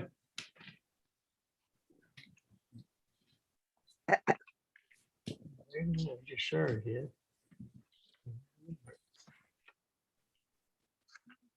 South elevation, I think the 3 at the most on those sliders here. Going into 4 of them all the time, you're out using up wall space, shingles. And the pool fence, how tall is the pool fence? Ooh, 4 feet. right. The pool fence is 4 feet. Yeah, that's a pool fence, which we're going to be reviewing next. Didn't give a dimension, okay. Oh, there's one of the things. Let's think, which one? No, that's fine. That's fine. Okay. I'm actually fine with this. So whatever the pleasure of the board is, we can go with. So does somebody care to make a motion on this? Motion to approve with gray. What color is Yeah, platinum so gray trim? what platinum gray is kind of the lightest gray Yeah. we use. X the window deal? Yeah, I mean. Okay. If it's not that. All big of a right. deal. All right, then let's try that out. So Carrie's made a motion to approve this building, changing the trim color from white to platinum gray. On that motion, Stephen? Aye. Thank you. Diane? Aye. Very good. John? This is for the second dwelling, right? This is a second dwelling, yeah. Thank you. Aye. Okay, John's in. Carry on your motion. Aye. And I'm in favor too. Motion carries. That's good. Now we got pool and hardscape, and then we're almost there.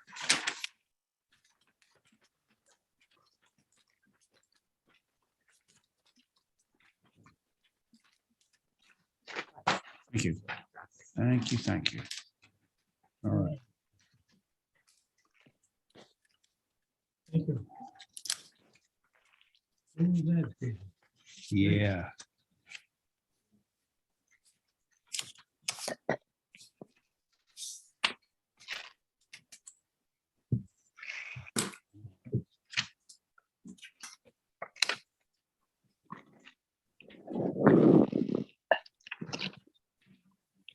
Hey, Brooke. It's not, well, no, it's not immediately apparent to me, but the pool fencing that you're requesting, does it literally like go right around the terrace of the pool? Only between the second dwelling and the main house. Oh, so just where we see the red, not Yeah, where, everything else is lawn and open right now. And okay, so it's not, it's an auto cover, you know. okay, so- so this is like, you don't need this. This is just to keep people out. Yeah, and well, and also visibility from the road Right. because it's not visible Okay. otherwise. So it is the red line and not the black line. Okay. Who wants to start on this one?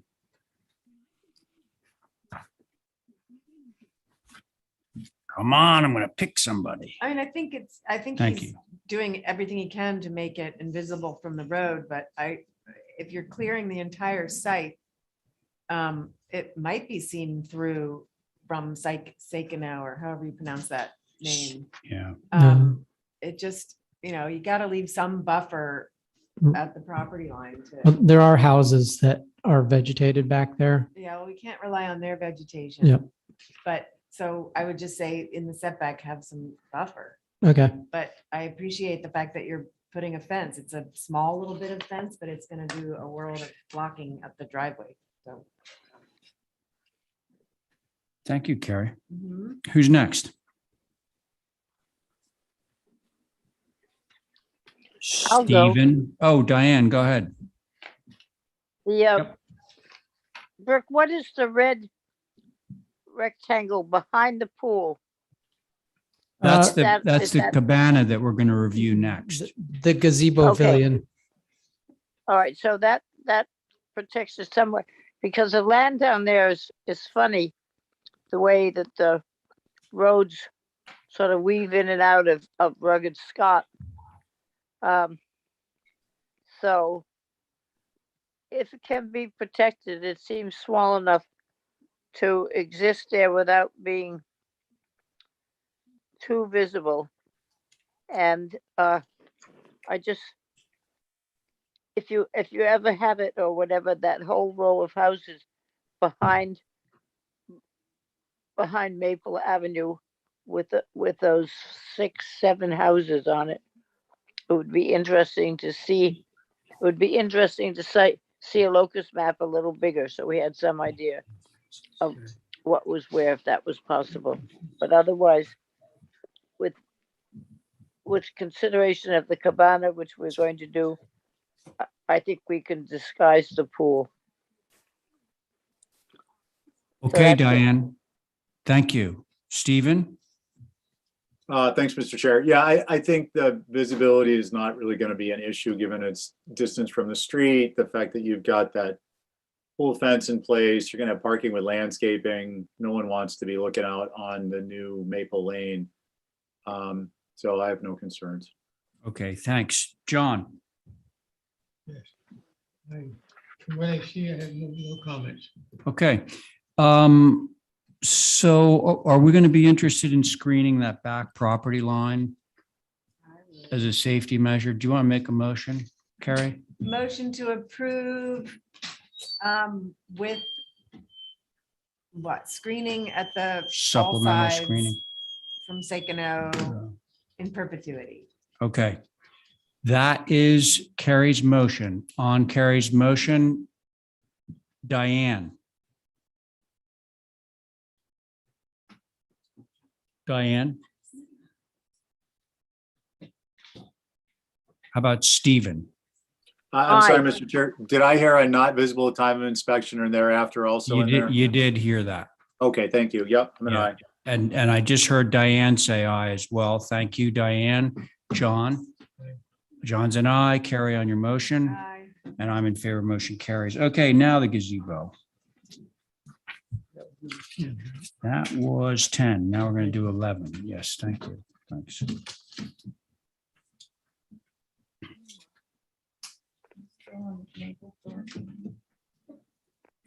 This is the last one. We're going to stick with the same board, I'm sure. Yeah.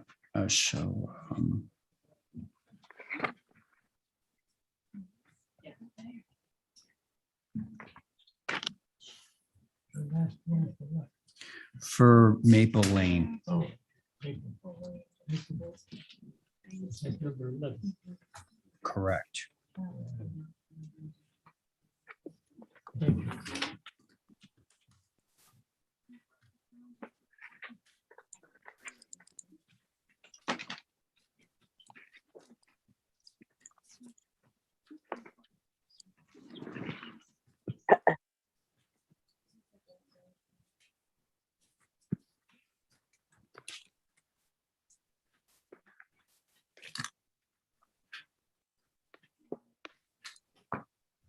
Go ahead, Brooke.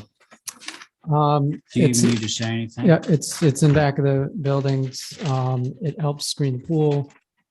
It's open and it's a small structure. Okay, thanks. Same board. Who wants to go? I'll go. That the kitchen wall Hang on. were a wall instead of open on all four sides. I feel like having it open there, you're backing up against the neighbor. Granted, we just asked for screening, but I feel like I would like, it would be good for me if there was a wall Okay. somewhere on the building. That sounds fine. Thank you, Carrie. Who's next?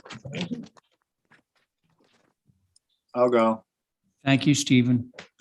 Okay, so I don't disagree with Carrie's comment. The other thing I'm a little concerned about is the overall height of the structure. I think even with an enclosure on, say, a rear, or what is it going to be, got my cardinal points mixed up on this one. Sorry, I'm looking on my own screen. Brooke, I need to get you to do cardinal points that your rosette that is a little easier to read in Zoom. So north. Holly, Well, would any you event, zoom out so I can see what he's talking about?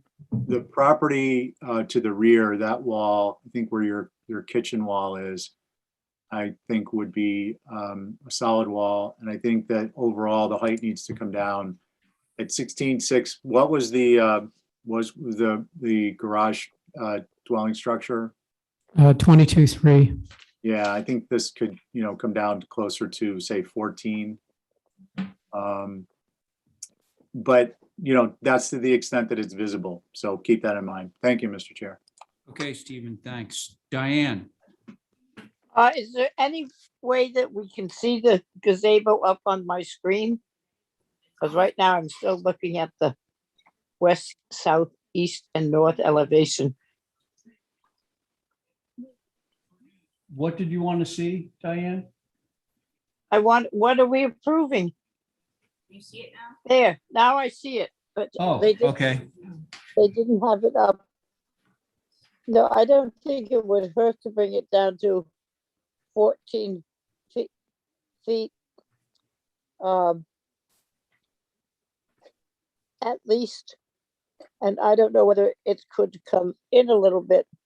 I don't see the necessity for the outer posts. I don't know what the length is. I don't see it, but there's nothing much inside there. There's no johns or anything that we're covering. I think a little building which played into the hands of the 22-foot building would be good. That's it. Okay, thank you very much, Diane. John, your turn. Yeah, it kind of looks like something from a Greek Parthenon. Yeah. It's all made of stone, John. It's all made of stone. My question is, Yeah. visibility, it doesn't show any landscaping around it from looking in across the pool. Or what am I missing? somewhere? Sakenau is down here. That other street is here. It's 200 feet away. It's pretty close. There it is right there. That's Sakenau and this thing sits right there. Anyway. Take it, no comment. Okay. So Brooke, I think there's a number of things you can do to get this building down. Like right now, those columns are 8.5 feet high, Mhm. which, you know, I think overscales the rest of the. Yeah, scale I of can your- pinch everything in, you know, and I can probably get the height down to, it's at 16.6. I could probably maybe bring it down to, you know, like bring it down to 18 inches at the very least. And then maybe I can even put a wall in the back just to. Hey, well, I think. I'd rather not come back The here for overarching revisions. but- concerns yeah. are wall and back, which Yep. I happen to agree with. Yep. Because I see a lot of these transparent sort of pavilions around Mhm. now, and I'm not in love with them, Okay. honestly. So the wall is a good idea, and the getting the height down is a good idea, not just for us, but I think for you and your project, it would be better scaled for the, you know, very diminutively sized buildings that we just approved. Sure. So you're agreeing to bring the ridge down 1.5 feet? At least 1.5 feet. Okay, and you're agreeing to put the east wall of this will be a wall A as wall, opposed to a yep. column. Okay, so Mr. if Chairman? somebody would, did you say something, Stephen? Yeah, if I may, just on the gable ends, you know, it occurs to me that, you know, nothing on you, Brooke, but it looks, when this is shingled, it just looks odd that the columns are holding up. There's not a fascia, there's no representation There's of a no beam. beam. Okay. There's no beam. No, I can. Yeah, Needs it a looks, beam. it's gonna look a little, it's a non-traditional, not typical look for this style of architecture. So I just wanted to mention Totally that. agree with you. So maybe we can have a beam on the two gable ends. I think that's a good point. Easy. Okay, so does somebody want to give me a motion that would include those three important things through staff? So moved. Okay, so Stephen has moved to approve this with the following conditions through staff: that the ridge comes down 1.5 feet, that the south and the north elevations will have an articulated beam at the bottom where the columns meet the gable. And the third is to have the east wall be a shingled wall from bottom to top. That is Stephen's motion. On Stephen's motion, Carrie, Aye. John, Aye. very good. Diane, Aye. thank you. Stephen, on your motion. Aye. And I'm in favor, motion carries. Okay, there you And go. gray trim. Oh, yeah, great trim. Sorry, throwing that in at the last minute. Thanks a lot. Yes. Thank of you. course. Okay. All right. 71 North Liberty Street. Who's back on? Who's staying off? What's my board? You'll go home. No, I wanted to go home. Yes, John. North Liberty Street. North Liberty. Yep, 71 North Liberty. Abby, you back? Yes. Okay, Abby's back. Val, you back? Yep. Okay, Leave it any moment. all right. Well, I like this idea of rotating. It's fair to everybody. Is Jesse here? I don't think so. No. Thank you. Let's see.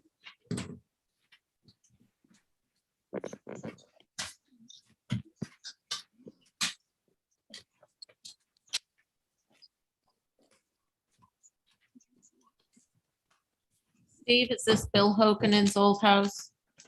Yes, Val. Okay.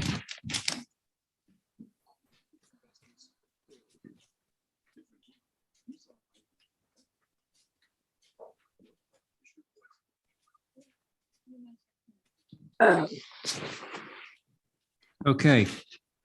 Stephen, go ahead. Mr. Chairman, this is a simple one-story addition to an existing story and a half residence at 71 North Liberty Street. It's just basically a little stairway connector to the back of an addition. And the front is very traditional, and it's a fenestration, and the rear is not visible from a public way, where some of the doors, French doors, walk out to the back lawn where the view of the pool. That's it. Oh, so Holly, you get a chance at this, right? Yes, sir. Okay.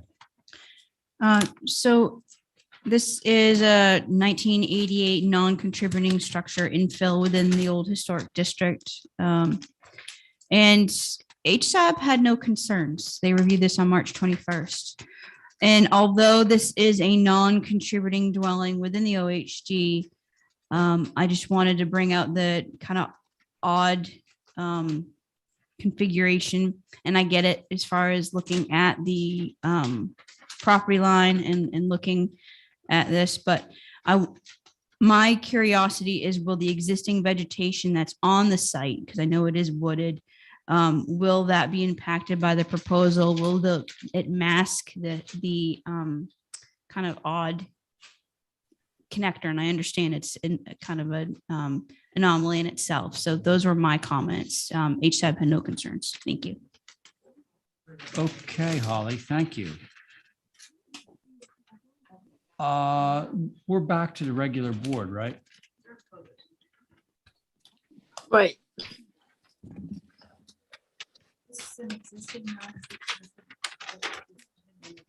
Yes, it's an existing non-contributing house.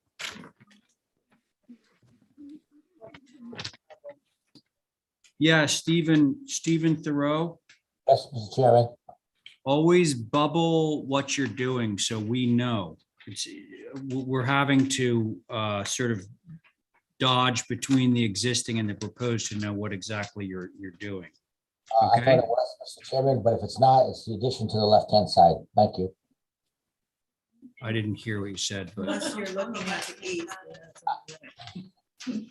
I said I thought it was bubbled, but if it's not, it's definitely the addition on the left-hand side of the main dwelling. okay. Illustrates my concern. What? Inside of it, yes. You're wondering whether that's going to go to heaven? Yes. Oh my God. Stephen, can you speak to that? I couldn't hear the question, Mr. Chairman. Did you say what was the question? Yes, sir. Okay, if you look at this, can you see the screen? I can see the screen. All right, so see the vegetation, the heavy vegetation that's to the left of the existing building? Yes. Is that all going away? The main tree is staying. The other vegetation is being moved, and for the addition to be put in that location. Yes, sir. Okay, thank you, Stephen. Thank you. All right, we'd like to start. Really hard to understand. Yeah, it's echo. Echo. Is that what it is? Yeah, he's just got an echo. Okay, that's- Depends on where he's broadcasting from. This is the addition. Yeah, yeah, that's the addition. Well, it's sort of, just to get the lay of the land here, if, to Holly's point, if that vegetation goes, will we be able to see the addition? I would think so. Abby, could you make sure your mic is on? Oh, it's not. It doesn't really matter. I didn't say anything before. So Stephen? Yes. Abby's question, and I believe the answer is yes, is when the vegetation goes, you are going to see your addition, correct? Yes. It is Okay. set back. It is set back from the main house quite a bit. Yeah, But you will see it from the driveway. Yes. we get that. Okay, thank you. Okay, Val, go. I think whether you can see it or not, it's appropriate. It's adding a one-story mass to an unusual 1.5 story salt box-ish kind of unit in the west, I guess, is what faces the road. You also, if you look at the front page, the way the lots are shaped, it's behind the lot that's in front of it, Correct. the bulk of it. So I think it's fine. Okay. Thank you. Diane, you ready? Not you, Yeah, Diane. yep. the other Diane. I I think you won't see a lot of it because of the lot going in. On the, stop moving it around. I see what it is. The west elevation. I think the east elevation is fine. It's a perfectly good house, as Val said. Not to have to be hidden. The only thing that might be hidden, but I'm not sure you'll see it, is all the French doors on the first floor of the west elevation. The two over to the left are already there. The next little window is already there. So it's the other two. I don't know that in the connector you have to have French doors or just a single window. So it wouldn't be quite so much. I would like to have the vegetation on the left-hand side of that, on the west side of that lot, be saved as much as possible.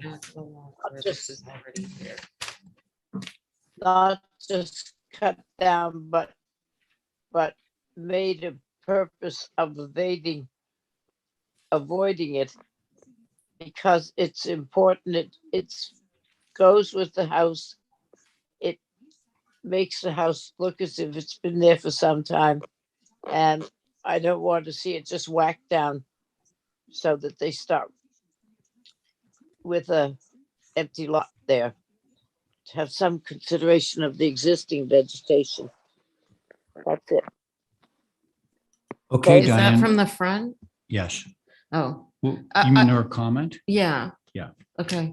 I would just say that to notice that it's 99 feet from the back of the lot where there is already a pond and a structure. So I don't think you'll see.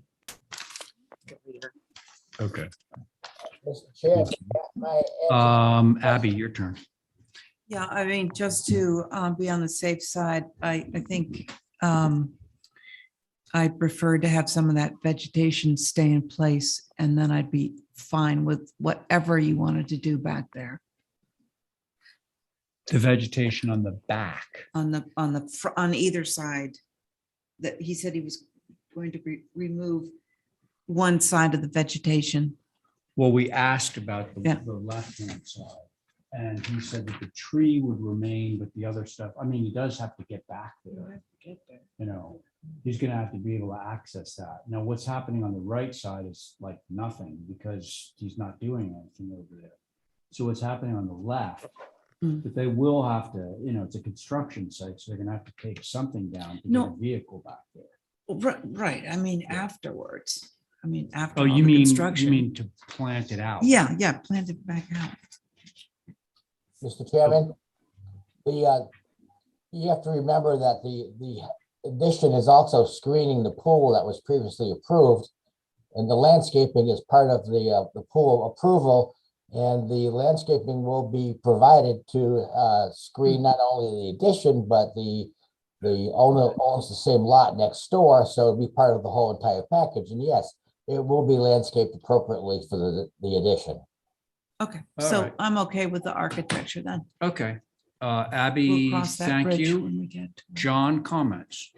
Yeah, I have a question. Just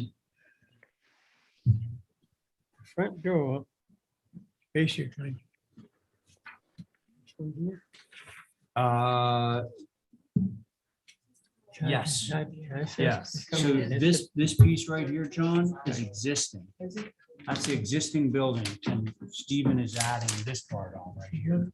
Yeah, I just thinking, my only question, he's only got one bedroom. One bedroom? That's a big house. Oh, That's it what I'm might looking be, at. I don't It's, know. Right, yeah, no, this one here. It's This this guy, guy. yeah. So this is existing and then he's adding that on. Okay, I'm just trying to understand what I'm looking at. Yeah. Good? Okay. I'm fine with this. Can somebody make a motion? Motion to approve as submitted, That's a noting Val. that the screening will That's be a put famous back. Val Oliver motion. On Val's famous motion. Abby? Aye. Thank you. Diane? Aye. Very good. John? Aye. Thank you. Val, on your famous motion. Aye. And I'm in favor. Motion carries. Thank you, Stephen. Thank you, everybody. Have a good night. Night, night. Okay, so now we're on to, is Nathan on board? Here, Hi, Nathan. how are you? Good. How you doing? Bueno, Nathan McMullen. He's next, up next. Yep.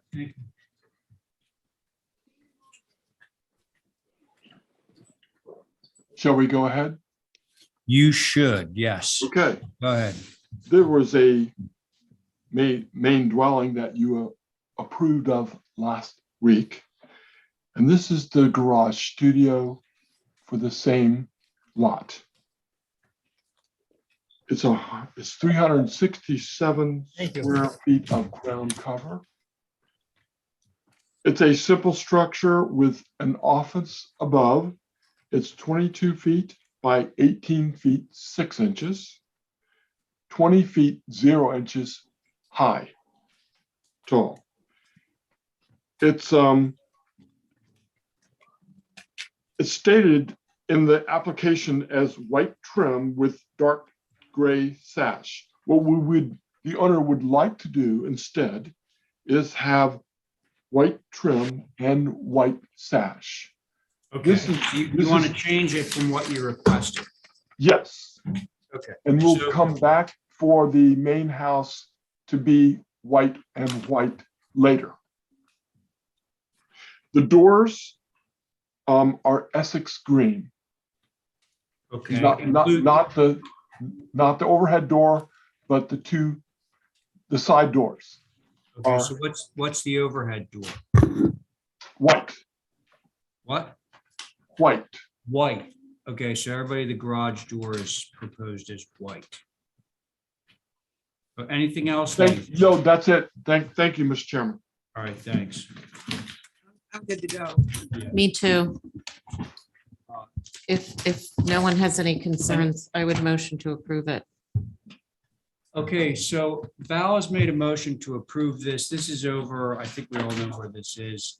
And the request is for white trim. Now, Nathan, you want us to change that, right? Because on the application, it reads as gray, right? Yes, I would like it to be white trim, white sash. White sash, yeah. Okay, so Val, if you are making a motion, you want to just say that it would go to white trim with white sash? Sure. White trim with white sash. Seems like a lot of white with the door though, but Yeah, whatever. you know, and there's. Could you make the garage door green? Yeah, that's the only part about what you're proposing that I disagree with is. Would you prefer? Well, that the Natural to door weather? is something not other than white. The garage door. White trim, white How- windows. How about green? Essex green? Love it. Yes. All right. Okay, that's part of my motion. Okay, so Val's made a motion to approve this project with white sash, white trim, and Essex green doors, including the garage doors. On that motion, Abby, Aye. Diane, Aye. thank you, John. John's in favor and I'm in favor. Motion, oh, no, sorry, Val on your motion, Aye. and I'm in favor. Motion carries. Okay, so that's the garage. Thank you. Hardscape. And the Yep. hardscape is a 4-foot high picket fence. See the detail, please. There you go. We know that if you look at the pictures of the site, there are 6x6 PT ties and some split rail fence as well. And you can see there are other board fences in that area. And we're asking for the fence here to be picket and to weather, and the Belgian block apron at the beginning of the drive. Thank you, Mr. Chairman. Thanks. Who wants to go first on this one? I will. I just don't see where the fence is. Oh, it's along the property line. Yeah, I have no concerns with those. Hey, the retaining wall isn't your site, right? It's next to the, it's not our site, but it's already existing from the abutters site. Right. So you're not proposing that retainage. It's already there. Correct. Well, it's rather massive. I know. That's unfortunate. Rather massive. I hope they screen it. Okay. So it sounds like you were just questioning whether that was proposed. Okay. So did you already make a motion? Did you? I would make a motion to approve as submitted. Okay. Val's made a motion to approve as submitted. On that motion, Abby. Yep. Did Nathan? Nathan say there were other fences like this in the neighborhood? I think he did. Yes, okay, I'm okay. Okay, so that's Abby. Diane? Aye. Thank you. John? Yes. Go on. Down here, Lilac Court. It's What do over they on want? Blacky's property. What do they want to do? Fencing. With a fence, right? Fence. There it is. 48-inch fence. 4 foot.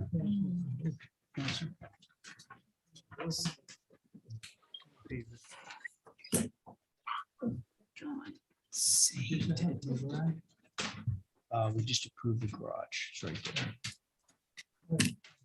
You're in? Okay, John's in favor. Val on your motion. Aye. And I'm in favor too. Motion carries. Thank you. I Thank am you. sitting off the next one, Thank you, Mr. Chair. Nathan. Thank you very much. Okay. And now we're on Ethan's project. Benedictus. Ethan, you can come on up. 1 Magnolia. Oh, yeah, right. Oh, yeah, I was wondering about that. So these are slightly revised. From what we saw. Well, you haven't seen these yet. Well, no, but we got something, sent. Correct, yes, these are slightly revised from those. Revised from that. Correct, yeah. And we submitted them online, so I think so Diane. Let me establish the board. So Val's off, Carrie, you in? Sure. Okay.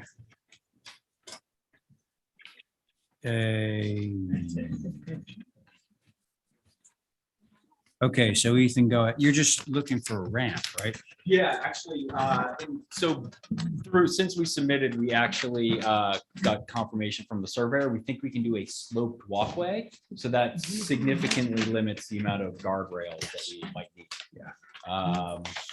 So essentially, we'll be raising the existing deck so it's flush with the floor of the restaurant, adding the sloped walkway along the side of the building towards Magnolia. We're, retrimming the columns, redoing the railing with the cross bucks. And then, this is the older one, but that's fine. The other thing that the one in front of you shows, which this does not, is how we're addressing the doors. So what you see there, those doors, those are actually just exterior storm doors. There's no actual real doors on this building. We will need a door to make the doors accessible. So beyond those. we You will mean have a those real- 10 light doors that we're looking at are storm? They are storm doors, outswing. They have no Okay. weather stripping. They're just big air gaps all around. So we will be adding a French door that fits in that rough opening, which is 3'9" wide. It's a large door, but it will be beyond this. And then we tried to line the. You mean pattern. it'll be inside? Correct, inside and in swing. And we aligned the mutton pattern. I mean, it's a standard French door. but we tried to pick a mutton pattern that would essentially line up with what's there. So you really wouldn't be able to like notice that there's a door beyond. Okay. All colors are just to match existing.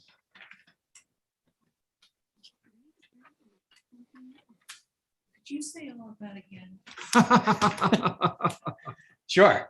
Spaced out in a Big nutshell. picture, big Yeah, picture. yeah. The existing deck, we're bringing it up so it's flush with the restaurant floor. We're adding a accessible pathway instead of a ramp along the side there, which allows us to not, or we don't need guardrails, things like that, which is nice. It's the left-hand side. Correct. Yeah. And we'll be adding a new interior door, a door that's interior to the existing storm doors that will be accessible. Got it? Okay, do we have sconset on this one? So, Mr. Chair, so you all know this is the, let's see, it's got a few names, the Summer House, the Sconset Inn, Moby Dick. And Sconset Inn back in 1909. And Sconset did take a look at this, but again, as Ethan had mentioned, it's not actually what you all are seeing now. Right. Their comments, they looked at it back in March 21st, suggest making the diagonal railing off the corner of the deck on the south end parallel to the one on the north end. My more comments from staff's perspective was the railing for the ramp that he was originally proposing was actually not crossbucks, and he actually had a railing that was very incongruent with what's already there. So And that's the one that disappeared. exactly. So what he's proposing and the fact that everything is going to be matching the color, the existing green, hussy green, I believe it is. Very good. No concerns. Thank you, Holly. Who wants to start? I have no concerns. I think it's great to have a ramp. Okay, thank you. Abby's folding up. Done. Diane? Oh, no, I have no concerns. All right, only the stuff in red. It's just the ramp, the handicap ramp and the railings.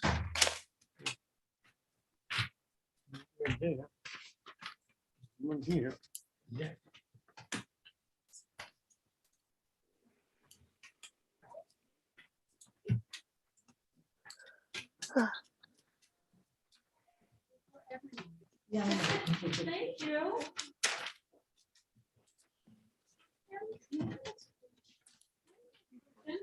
Thank you. Thank you. Anything, John?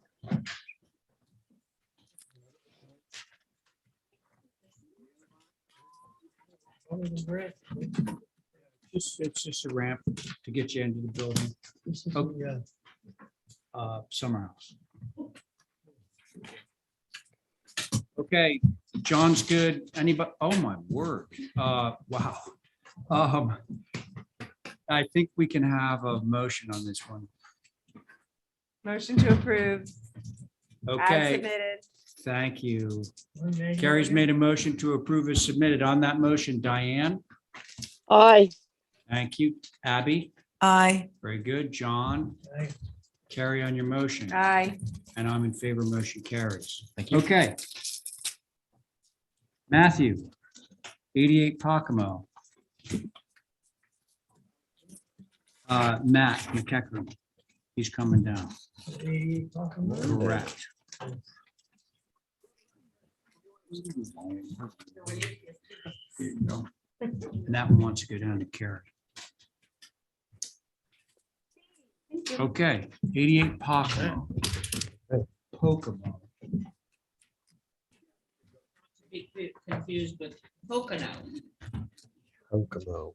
I can start whenever you're ready, Mr. Chair. Yeah. Yeah. Ready. Okay. Ready. Ready, What do we ready. So got? this is 88 Pocomo Road. You can look at the GIS, get your orientation where it sits. The existing topography and the site there's a fairly significant change in terms of its existing topo. We are showing the existing topography. We have actually been to Concom for a grading plan, which has been approved. But basically, we're here before you tonight for the main dwelling, There will be a guest structure and a pool under separate applications, but tonight we're just looking at the main dwelling. And so we can kind of run through that. We can run to the next elevation. I think probably the best way to go.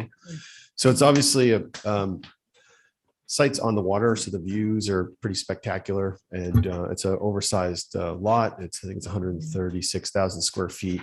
And so we're obviously trying to capture the water views.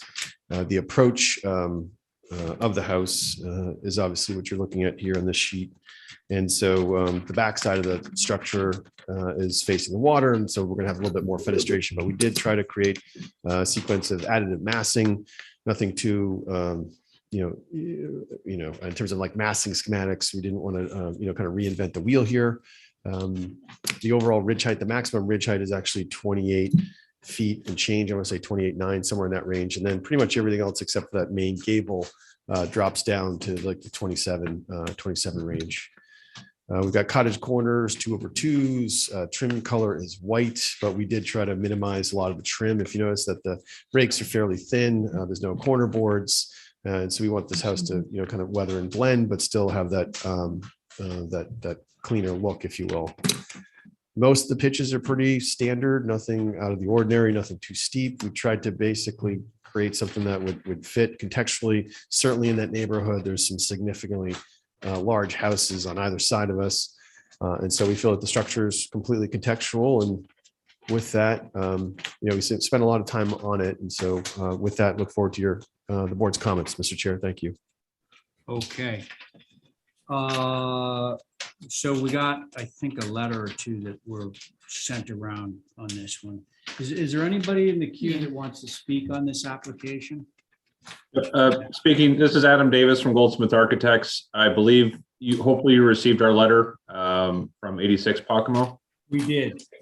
Okay, then with that, I'll just here to reiterate, the main concern was just the size of the house along the bluff, and that there's substantial amount of fill that's shown, where the high point is certainly on the water side, similar to the other houses that are in this neighborhood. But as you go east, the lot drops off pretty substantially. So on the house that they're calling for, I guess on the application, it was reading 6 feet of fill, but it's really closer to 10 according to the topo. I just checked it, Adam, and it's 10. Yep. So that's where, just knowing that this is sitting high up on a ridge, certainly there are some concerns height wise. Aside from that, I think you've got the letter, so I don't need to reiterate the whole thing, but that was just our main concerns. Okay, so main concerns are fill, and what was the other one? Well, just in general, the size of the house, it's kind of going end to end. Yeah. Okay. Thank you, Adam. Anybody else? Is the regular board sitting on this? Val, you're on this? Yeah, do we have any pictures? Any pictures, Matt? Yeah. The air, building area? We could provide some. There's no Well, structures on the site. One of them is the Gamble house. right next No, door. I mean, that's helpful for context. Yeah. Is We that could- what that huge one is? The one to the north of it is Yeah. Gamble. We can certainly provide context. Formerly the Gamble house. Right, it's been moved. Did they move that house? They did. Yeah, they did. They renovated it. Oh, just 10 feet, because, they were talking about I moving. think it wasn't, it was somewhere in that range, maybe a little bit Um, more, but not significantly. So we can provide additional photographs, but there's no other structures on this There are lot. no- No, I yeah, knew, it's just an for empty lot. context, because I did not get out there. If I could, Yeah. Mr. Chair, just to follow up on the topography. So we'll be in with a separate application, but clearly it's a challenging site. And one of our goals here is to actually utilize, like this site plan as I think was part of the Concom application. And we're not intending to do what the Concom approval is. I mean, it's like probably more than we wanted to. What we're trying to do is basically utilize the building. So you've got the main building that runs, let's just call it north-south. Yeah. And we've also got a guest house that runs kind of east to west. That pool is going to slide down so it comes in line with the guest house. And our goal is to actually create a series of terraced walls that get you down to try to follow as much of the existing topography as possible. the guest house, for what it's worth, is a one-story structure, but it's set at the same elevation as the first floor of the main house. And so that guest house will act as somewhat as a retaining wall. The good news is that the existing grade will maintain at the upper right-hand corner of that guest house when we're done. So, again, I think that we've kind of really studied the topography. Basically, the existing topography has a certain curve to it. We want to follow that and use that to our advantage. Clearly, we don't want to be adding that much fill. So, but we'll be under with a separate Matt, you would application. agree that like the plan I'm looking at on the east side, AKA the front side of the house, the side that faces Pocomo Road, your proposed grade is 43 and the existing grade underneath that is 33. So it's Right. 10 I feet. think Now, we you're, need a cross-section. yeah, are you saying that that's not gonna? That's happen? ultimately not what we're going to do, but that was what the Concom did approve. Can I But ask you a question? yeah, I mean, because I do believe, like, my own view is that the grading is going to be the overarching issue here. Yeah. But why, if you have the opportunity to build it up to 50 feet, that 50 feet setback, you're way back from the 50-foot setback. And if you moved it closer to the 50-foot setback and maintained the same height that you're proposing, it would result in far less fill because you'd be pushing it less easterly. so push it closer to the water. Yeah. Yeah, I mean, the drop off's fairly significant. There's also like an existing mound that's kind of in the Well, that's way. what I'm saying. So like, if you go closer to the bluff, which I think would be the desired place anyway, the result would be less fill. We could potentially go, but we also, the footprint that we're showing on the site plan just shows the building footprint, and we do have decks that project off the face of it. So we Oh, probably this could, does not show any decks. it's not showing the deck, so Okay. it's All pretty right. Well, close to I'm- that 50. And it's also, it drops off fairly, I mean, it drops off a good 70 feet or something like that. So I'm trying to, You mean the bluff? yeah. Could we, Yeah. Ray, could we get how long the building is? How It's long it about is? 100 feet long. And if I may How interject, long? with the porches, it was over 120. Okay. So there, 120 feet. yeah, on with porch. Pocomo. Yeah. Uh. Okay, so I don't want to speak to the architecture till we see the grade. I've been to this site and there's a tremendous amount of grade change on Well, this I site. think that's gonna impact. No, the I'm Yeah. agreeing with you. It's like I'm the agreeing house on with you. Pleasant Street. I mean, we need. And don't we have something in building with Nantucket in mind, is not to put the house on the highest spot in a place like this? Yeah, that's one thing, but the other thing, of course, is that like, you don't want to actually create the highest spot by bringing in fill. Absolutely. I thought we sort of kept within 2 feet of fill, that you don't put up 10 oh. feet. Yeah. I mean, I would say that to put the house, because if I could, Mr. Chair, through you, there's really one place this house makes sense. You don't want to basically, you don't want to buy a piece of property on the water and put it in front of a hill and block the view. So, Understand. and it is a undulating grade, so it's got, many different facets to it. So let's just hear from the board. Okay. So Diane, did you want to say anything more? Yeah, I do, as I want to see the plans of the topography. I want to see how the elevation on the east elevation, you have it as a straight piece. And the building is 120 feet long, including the decks, and there isn't one bend in the grading. I'd like to see grading before we decide what the house is. The grading Okay. is most important that we can find. It's 120 feet long, and it goes from north to south on the site plan. And I would like, there's not an additive piece except the porches, and it needs to be broken down, but I'd like to see the topography plan first. Okay. Thank you very much, Diane. Val, you ready? Yeah, I'm not gonna make any comments until. Well, yeah, so you basically said you want to see the topo with sections through the site Right. before you make a. the determination. flat grade and in the reality is what you said earlier. I think the retaining could be substantial and to me, I think we almost should start there and work our way backward. Okay, I happen to agree. Abby, I'm a little bit speechless. I think the magnitude of this house is overwhelming. I guess it's all about what it's going to look like from the water and you know, being high up on the cliff. I'm trying to just sort of take this all in. I'm wondering if the massing couldn't be broken up more so that it doesn't appear as like a long rectangle on a cliff.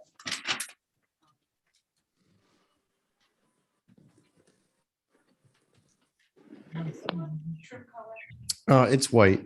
And I would also say, I mean, I think if you look at the elevation drawing 1 here, there's variation in terms of the massing. And this is a 2-dimensional drawing. We're happy to provide 3-dimensional renderings, but you can see that there's like 2, almost 3-foot variations between primary and secondary massing. There's really no portion of the structure that's a full 2-story. Second floor knee wall heights all aligned with the meeting rails. So I think in terms of like additive massing, I think the idea that this is kind of a block, I don't think that totally, I don't know if I totally agree with that. I tried to really work. What Abby just said, 'cause I understood what she said. When you look at the site plan or the floor plan, it's a rectangular bar, more or less. You know, there's not a lot of push and pull. That's what I gathered. And if I could follow up on that too. Hang on. Yeah. Let's hear the board. Okay? So now I'm looking at the floor plan. I'm just saying that, you know, from the water, which is, I guess, is going to be what we're concerned that the sun is going to come up. I mean, Correct. I don't think So, so. you know, I think we want to avoid another gamble house. So the undulating back and forth that you have so nicely done. I don't know if that's going to read from the water. So that's sort of my.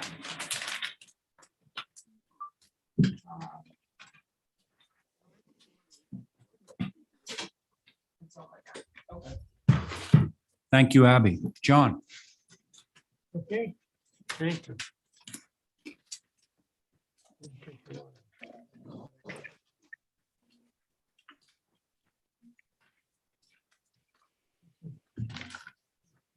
Cockamamie Road. Okay.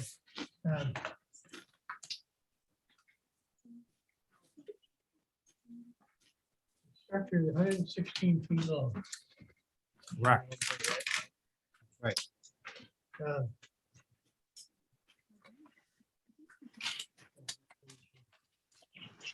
Here is the west elevation. Yes. I believe over 50% glass in the wall. You can tell by looking at it. 100%. Yeah, so 1, 2, 3. 3 decks. They're all over the 8 foot. They're 10 feet each. So that's 30 feet. It's got to come off of those somehow. Policy.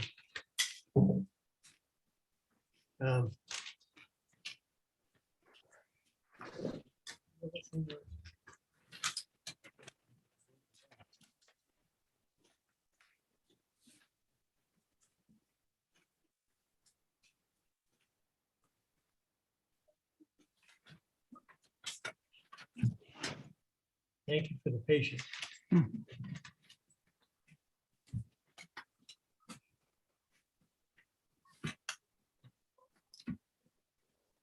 One, two.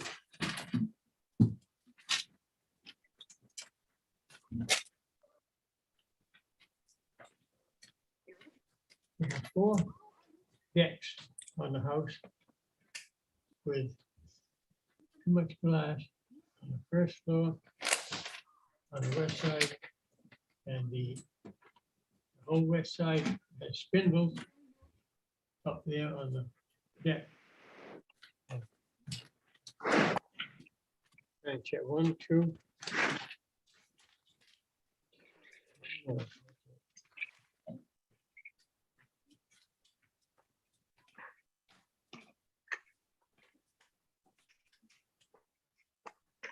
Okay, and it's got,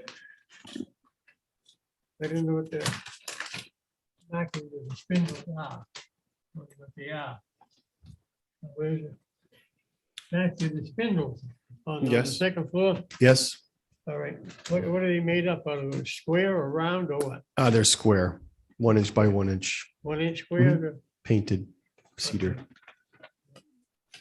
And yeah, the deck's gotta be confirmed for the, take 2 feet off each deck, Depth wise, yeah. It's really a monster. Anyway, that's it. Thank you, Mr. Chairman. Okay, thanks, John. Thank you, Abby. So, yeah, One cracker. don't forget about your coworker down there. Oh, no. No, you can, actually both, yeah. And Holly. Okay. I'm with Val. I would love to see a section that runs east-west through the site, going from the bottom of the bluff all the way down to the eastern side of the property, and how the fill will be. And then that's sort of the starting point. I think one of the issues with Gamble would have been a different house. Say what you will about the architecture, but the fact that it was painted white and was such a complicated building meant that everybody could see it from everywhere, even town. So we have to be really careful about what's sticking out on Pocomo Point and what color that thing is. And then the issue of the amount of glazing facing west, we've been addressed, but the biggest thing for me is the amount of fill and how you're going to create that platform. Okay, so I think there's a motion for revisions, if somebody may. Hold Oh. for revision. More information, really, right? Yeah, sure. How does anyone feel about gold? Not yet. I actually think it's maybe premature. Okay. That's fine. Yeah. But What is the height? 28 feet. 28 feet. Which I would see with 10 feet of fill, with the averaging of grade and so forth, how you could ever meet the zoning with that. The 10 feet of fill that you're getting focused on is really in front of the house. No, I know where it It's is. kind of like the house actually sits on that, the higher side, if you will. And so that grade, I think, is around like 42, 44. So there's really no fill, pretty much where the face of the house facing the water is. Yeah, but no it's- one side, even the one side can be no more than 32 feet high. Correct. And I would say that I think that at the face of the house, it's not at that 10 feet, but like I said, Anyway. we'll get you that section. I think I we'll- shouldn't be talking about zoning, but I always do. Yeah. So I think we motion for more information. Yeah, Yes, make that motion. okay, Hold for Got- more information on the grading. on the Okay. grading as requested. Sounds good. Thanks, Diane, on that motion. On the motion, Val. Aye. Thank you. Abby. Aye. Very good. John. Motion is to hold for more information on the grading. Thank you. That's an aye. And Diane, on your motion? Aye. Very good. And I'm in favor. Thank you. Next up, 41 Monomoy. Okay. Steve or Carrie want to sit on one? Steve probably does. Stephen's feeling awfully lonely back there. Stephen, you still there? Wake up. Oh, wait a minute. Are you guys still there? Okay. I'm having my nightly milk. Nice. You're here. Okay. All right. With your permission, Mr. Chair, I can jump right in. Go. This is an application for a new dwelling at 41 Monomoy Road. This parcel, we're not showing it directly to the right. It's an existing house. It's literally just as Monomoy Road kind of banks a hard left. And it's an existing historic structure. It's got white clapboard. It's actually very, very, very long. So this is the lot to the left of that? Correct. Yeah. Yeah. It was all actually one lot at one point, but Right. so this is immediately to the right of it. So just to give you some context. In terms of topography, thankfully there is a slope here, but we're trying to stay as far away from it as possible. This building will be set lower than the road, which is not ideal, but it is the condition we're dealing with. The overall ridge height is 2810.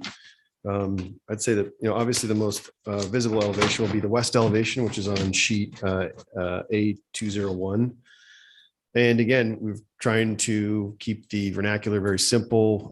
We considered going gable dormers versus sheds. We wanted the house to be subdued, but clearly contextual to, Monomoy.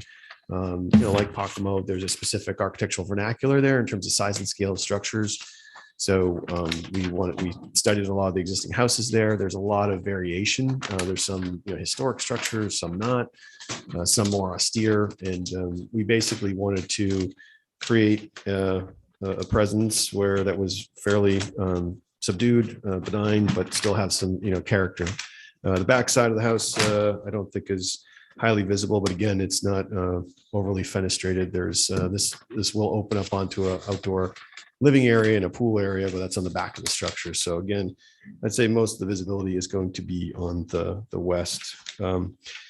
Again, Cottage Corners, we've integrated some shingle swales at the second floor and first floor line. I think the Cottage Corners make it stand out less. To your comment about trim or whatnot, we try to minimize it as much as we can, specifically with the rake detail and the eave detail. Again, we took great really wanted to make sure that all the eave lines lined up with the meeting rails for the most part. We do have a decent overhang. Some cases they actually go a little bit lower, but the actual plate height does align with the eave line. It's 2/2s. We just try to keep it very, very simple, classic, and hopefully beautiful. So with that, look forward to the board's comments, Mr. Chair. Okay, thanks.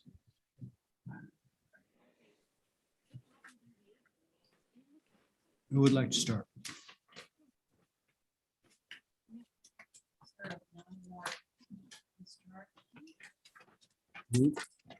No, thank God. No, Thank God there's not not. official. They may have a homeowners association. I don't know. They don't. Obviously, if Matt was before you with revising a historic structure, Hmm. then yes, you get Mhm. comments. Hey, guys, Yeah, can you take the volume up a couple of clicks, please? oh, okay. It's just hard to hear you if you're not on your mic. We're mumbling. Yeah, we're mumbling. I'm sorry. I just, guess I'm going first. Yeah. So I'm Somebody's just gotta sort do it. of, I'm blown away by the last two sizes of the buildings. I mean, I love the architecture. I love your design, but I'm just, I don't know. I can't take it all in. It's so humongous. And I mean, if I were to get down to a detail, I'd say that the roof walk with those really long legs are just looking very odd. And I guess that's because it's on top of a 12 gable. pitch. A steep pitch. Yeah, the steep pitch. Yeah. But I mean, that's not really what I want to say. I want to say that, again, this is reading so long and so large. It's just a bit overwhelming. So I want to just hear what my other board members have to say. Okay. Diane, you ready? Yeah, I'm ready. I Okay, think great. that the roof walk is questionable. There's enough there and enough height without that. And I don't like the skirt. I'd rather see it without a skirt. But some houses call for a roof walk and some don't, and I don't think this does. The chimney is off to the left, and I don't know, it just doesn't seem to go with the design. The roof walk is so little, but you've got to, however long that this building is. The houses on Monomoy are not sort of humongously big. They break. They have different. They have 1-story additions and 2-story. They're more like the old-fashioned cottage, which has been put together and made bigger over the time. But I can't think of them like the house that's on the end on Monomoy, where it makes that quick right. That house is a classic house. It's a big house, but you don't see the bigness of it, the way it's turned. And it fits in more. Monomoy is a very island-related road, I think. Houses are tucked down, and they're right down on the water, and there are other ones, but this size house, I don't remember seeing very much of it there. They're usually smaller. So I don't know. I'd like to see some thought in that respect. Is that I don't know how long, because there are never any information on it, how long it is. We do know the height, but it's on a prominent place. It's going to be seen on all sides, and I think we have to remember that and sort of see if you can get in the vernacular of Monomoy Road. That's what I think. Okay, thank you, Diane. Val. I'm not on it. Steve's on it. Oh, Stephen, go ahead. Sorry. Okay, thanks, Mr. Chair. Yeah, I think I haven't heard this tonight, so maybe I'll be the first. I think I'll be requesting a view. I think that'll be helpful context, update our mind's eye. Matt, the architect, through you, Mr. Chair, the architecture, it's a very attractive, handsome home. It's clearly large. It could be, in some ways, some of it could be considered a little bit overwhelming. I don't want to comment on details until I've had a view. I really want to see context. I would like to see a ridge poles for the main mass, and perhaps when we are informed that the ridge poles are up, we could, I'll be able to download this on my tablet when I'm viewing it at the site. Thank you, Mr. Chair. Okay. Thank you, Stephen. John. Thank you.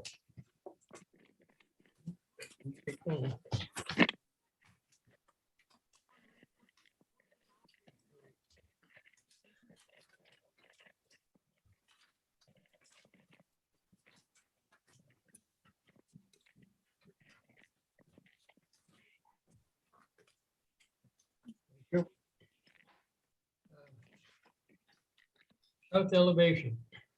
Apparently that's the front door. It has too much glass over the panel. You had to put a different door in there. I don't think that's It's the front door. west. John. And the same door. Okay. All right, and then that's the same door. So there's two of them.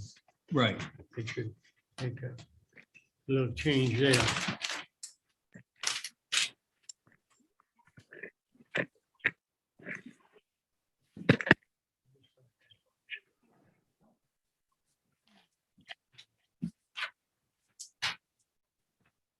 Okay. The building, the structure from one end to the other is 92 feet in length. And that's where the panel, is the chimney brick or painted? It is brick. Brick, thank you. Thank you, Matthew.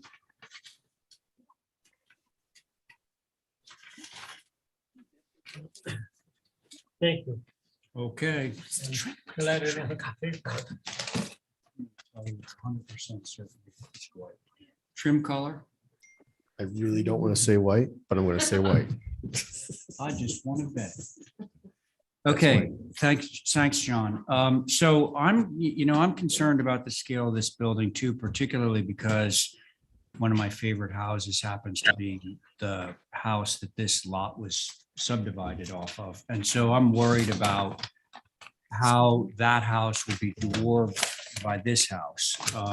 And they will be close together. It doesn't show on this plan, the other house, but it's there. I think the idea of height poles is a good one. I'm thinking about Monomoy as the village. And I think that with very few exceptions, this is, like out of scale with the neighborhood. There was the one house that's at the other turn, as you turn and go parallel to the water that's on the inside corner, that I believe was the gambrel that used to be out on Baxter Road, and they cut into pieces and, moved out there. That's fairly large, but still, I think, this is quite a large project. The 12 and 12 roof pitch is nice, but I think sometimes it actually works against you because it just makes the building feel very massive. I know it goes against sort of your preference, your artistic preferences, but so it's a long building, it's a tall building, it's 29 feet high or almost 29 feet high. I know it's a little bit down with respect to the road, but I think Stephen's onto something with the idea of height poles and Context. viewing before we get into it in earnest. Could I just add a few, really quickly? Real Just quick. I think when you do go out there, definitely look at the context, just because there are quite a few houses that are in that 80 plus, range and length. And so we can actually supplement with some information as well. And again, I would also say the house that's next door is right up on the road. It is fairly tall. I could probably get the ridge height No, for that. That's why the height poles would be helpful. Okay, so do we want a motion? Yeah. Motion to hold for a view with height poles Yeah, And and go ahead, and Diane. further information. What? I said, and further information. Further information. Okay, that sounds great. And the height poles would be at either end of the main ridge, which I think is 46 feet long. So that's your motion, right, Diane? Yes. You know the drill. You'll call us when the height poles are up or on Friday or whatever. On Diane's motion, Abby. Aye. Stephen. Aye. John. Aye. And Diane on your motion. Aye. And I'm in favor. Motion carries. Thank you. And now we're to 28 Main Street, Sconset.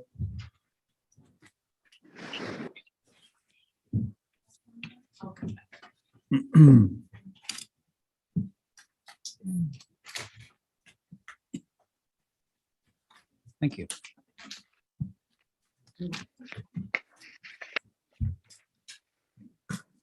Who's on this one?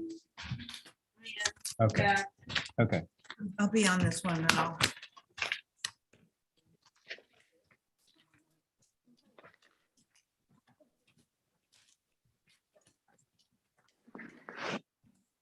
Stephen wants to do it. I'll sit off.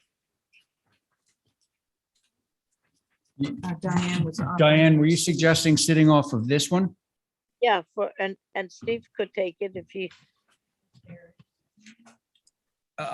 Steve just did the last one, so it would go to Carrie. okay, that's fine. Okay, so, all right, so Carrie, you're in? Sure. Great. Okay, Matthew.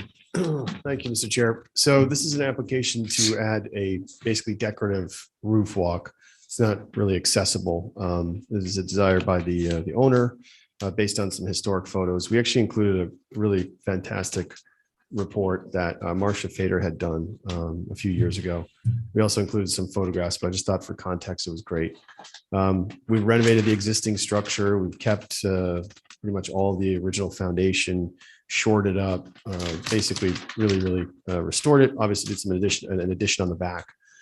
The owner is a big fan of the structure, and he asked me to look up some historic photos. We looked at some of them, and he was really hoping to add this decorative element. Now, it's not an exact reproduction of what was there historically, which I don't know if it was overly successful or not, but essentially it's a variation of that that we thought was supportive of the existing architecture. So it's simply just a decorative roof walk element with a one section of the roof walk has a decorative crossbuck detail at the top of it. But again, it's not accessible. So in terms of meeting the 4-inch diameter sphere, we don't have to do that. So that's all it is, Mr. Chair. Thank you.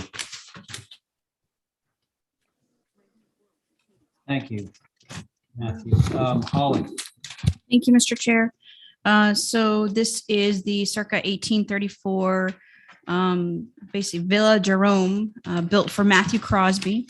This was his Sconset summer cottage, and it obviously reminisces that times frame vernacular. And as Matt had indicated, Marcia Faderbrock did a report for Sconset, and actually I got it from MPT and I sent it to Matt last time he was before you. So thank you for utilizing it, Matt. Sconset took a look at this on March 21st. They had their concerns. They said it's overwhelming and historically not appropriate, especially in its being purely ornamental, top heavy, and compromises the integrity of the building's historic aura. SAB does not see any place for this. I will reference that within the application, there is a circa 1870s photos of the rear, which I believe Matt referenced in the drawing, with the south and east elevations. I find it. Is it further up? Yeah, I think this is it right here. And however, it does not seem to be a typical. Sorry, guys, I'm trying to do two things at once. It doesn't seem to be a typical roof walk. It also is hidden behind the roof ridge cresting, which is what Marcia Faderbrock indicates. The proposed roof walk isn't 100% in its keeping with what was historically there. I think it's something to definitely emulate, and I appreciate both Matt and the owner's, willingness to bring this architectural feature back. I do think it needs a little work to, kind of massage it, if you will, because if you see in the beginning of the packet of the historical information, you can see the rendition of it. So, for instance, it's more of an ornamental here, and I think if you're going to have a proposed feature, bring it back to its complete entirety, not bring up a different version of it. I think it is. It's some ornamentation. It looks like a fin or something. Yeah, I think it's purely ornamentation. You can also see It's something that just runs along the ridge, right? I mean, right. And it may be connected to, there is another photograph that shows the roof walk Yes, there was one photo on the backside.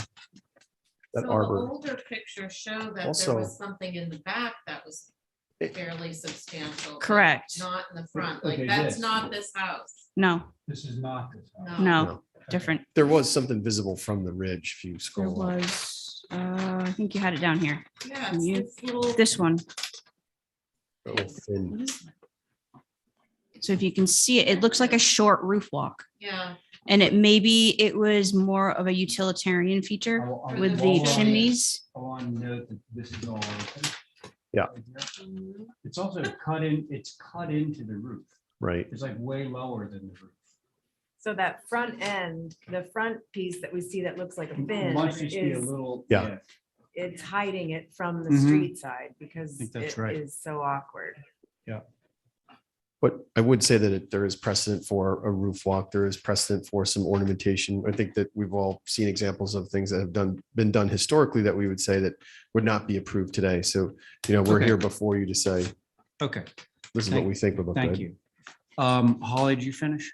No, just basically at the end of the day, It should emulate more of this historic photograph than anything else, in my opinion. If I wanted to get more head height on the second floor, I would do a roof walk that had an enclosed skirt and then open it up on the inside. So who wants to start? I'll say that I could try to start. I think something would be appropriate, but I think this, as designed right now and drawn, seems to overwhelm the simplicity of the original. But I wouldn't be opposed to something. I almost see, I can see it on there right now. You know, painted white. It's really, I've driven by it a couple of times and it's really looking fantastic. And I think this would be a little frosting on the cake, but I don't want it to overwhelm the, you know, the historic Sure. simplicity. All right, thank you, Abby. I'll go. Yeah, go, Carrie. I agree with Abby. I think if you're going to the trouble to do something, it should really take in mind the scale of what was there, the height of what was there, the lack of coming down on this roof that was there. And don't make it look like a usable roof walk, because this really does look like a usable roof walk. And part of that thing is that it was sort of a folly on the front of the building, hiding something that was probably useful on the back, but very awkward looking, that really probably shouldn't be approved because it is so awkward looking on the back. But I agree that something can be here. I just think you have to really look at the scale of what was there. Okay, thank you, Carrie. Val? I agree with Carrie, and I do think you could put something there, something kind of fun, like a trim. I'm trying to think of houses that have something fairly similar to that, very short little trim around. But this is very large and looks like a roof walk, so that will come up with something. Yeah. We'll keep trying. We did try something that was shorter and it looked too diminutive and so it did kind of lengthen it, but I think I got some Okay, good hang feedback. on. Diane? I'm not on it. Oh, that's right. John, sorry. Thank you. It's a cute little Wisconsin cottage. I'm gonna say that, it's nice. I used to go up here for my uncle. He owned this place. Spend Sundays, but it was nice. There, out of all the windows in this here, they're all double hung except 3, and they're triple hung. It's just the roof. It's just the roof walk. Huh? It's just the roof walk. See the red bubble? Okay, I'm just making a side comment. Okay. There's an oddity in there. Yeah. All right.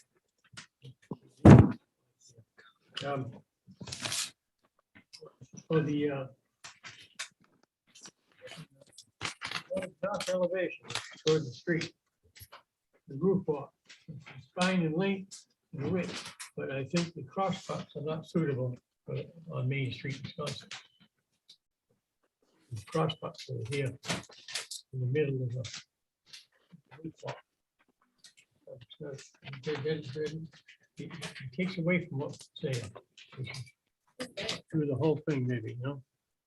It's a Okay. thought. Thank you. Okay, thank you, John. Yeah, I agree with everybody else. Like, I don't want to overwhelm the really charming front of the building. And the pictures show something that's more in the back. So that's where I am. So motion, somebody? Motion to hold for revisions. Sounds good. That's Val's motion. Abby? Aye. Thank you. John? Aye. Carrie? Aye. Val on your motion, Aye. and I'm in favor. Motion carries. Thank you, Matthew. Sure. And just That to was point out, it, right? they're not Oh, trying you to, got one more left. Okay, yep. Ray, you had mentioned about getting some more height out of that second floor with that the skirt. That roof is already framed, so there's no intention to Oh, that, capture more okay, square yeah. footage. So this one I thought was a consent item, but maybe not. It should have been consent. It was just moving two windows apart. Yeah, this was, our biggest issue is we don't have somebody to consistently review applications. Okay. She get I'll volunteer.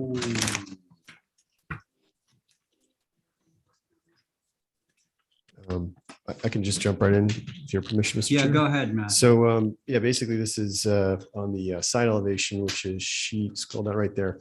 The windows that are clouded on the right side, they were basically formerly molded together, and we just want to pull them apart.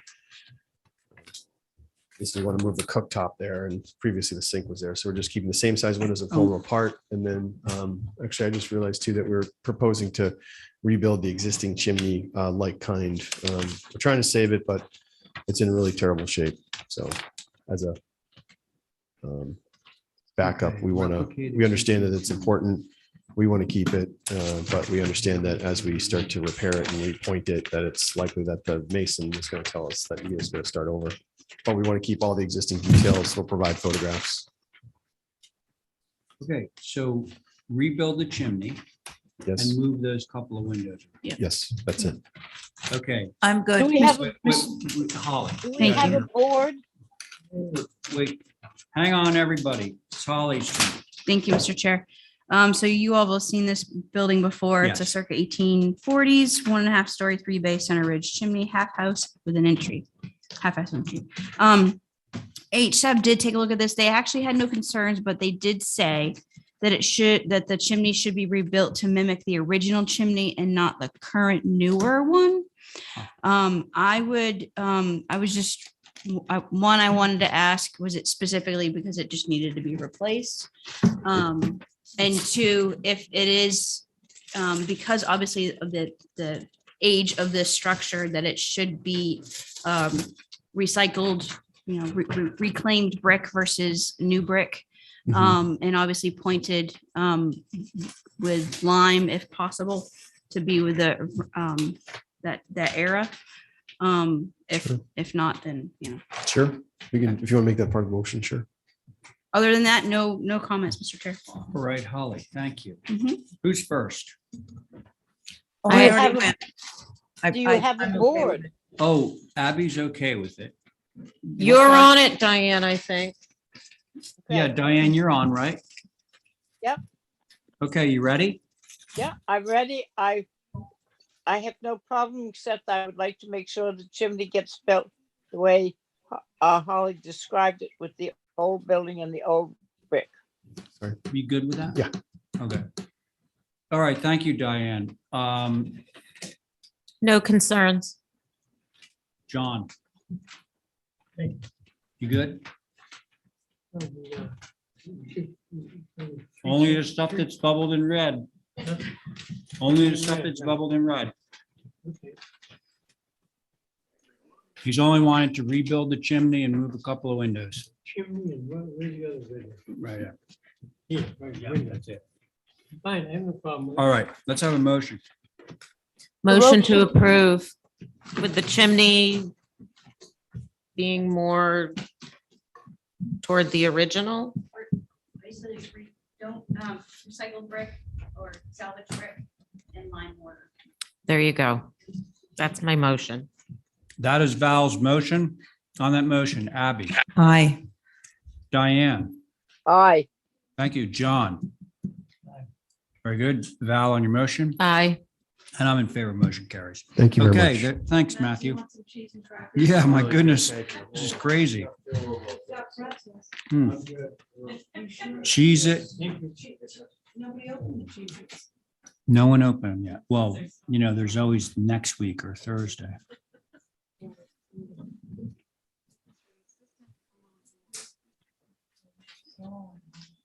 Mm.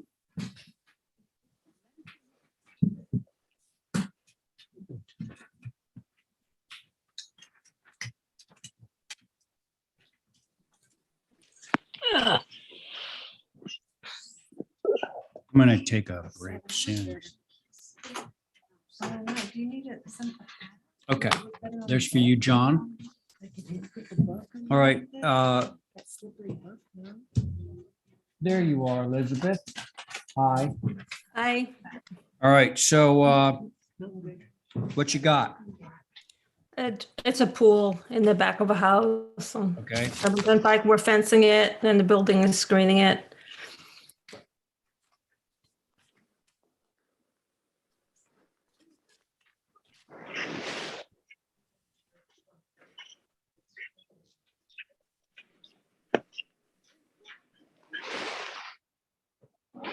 Does everybody know this house, this property? I went up there today.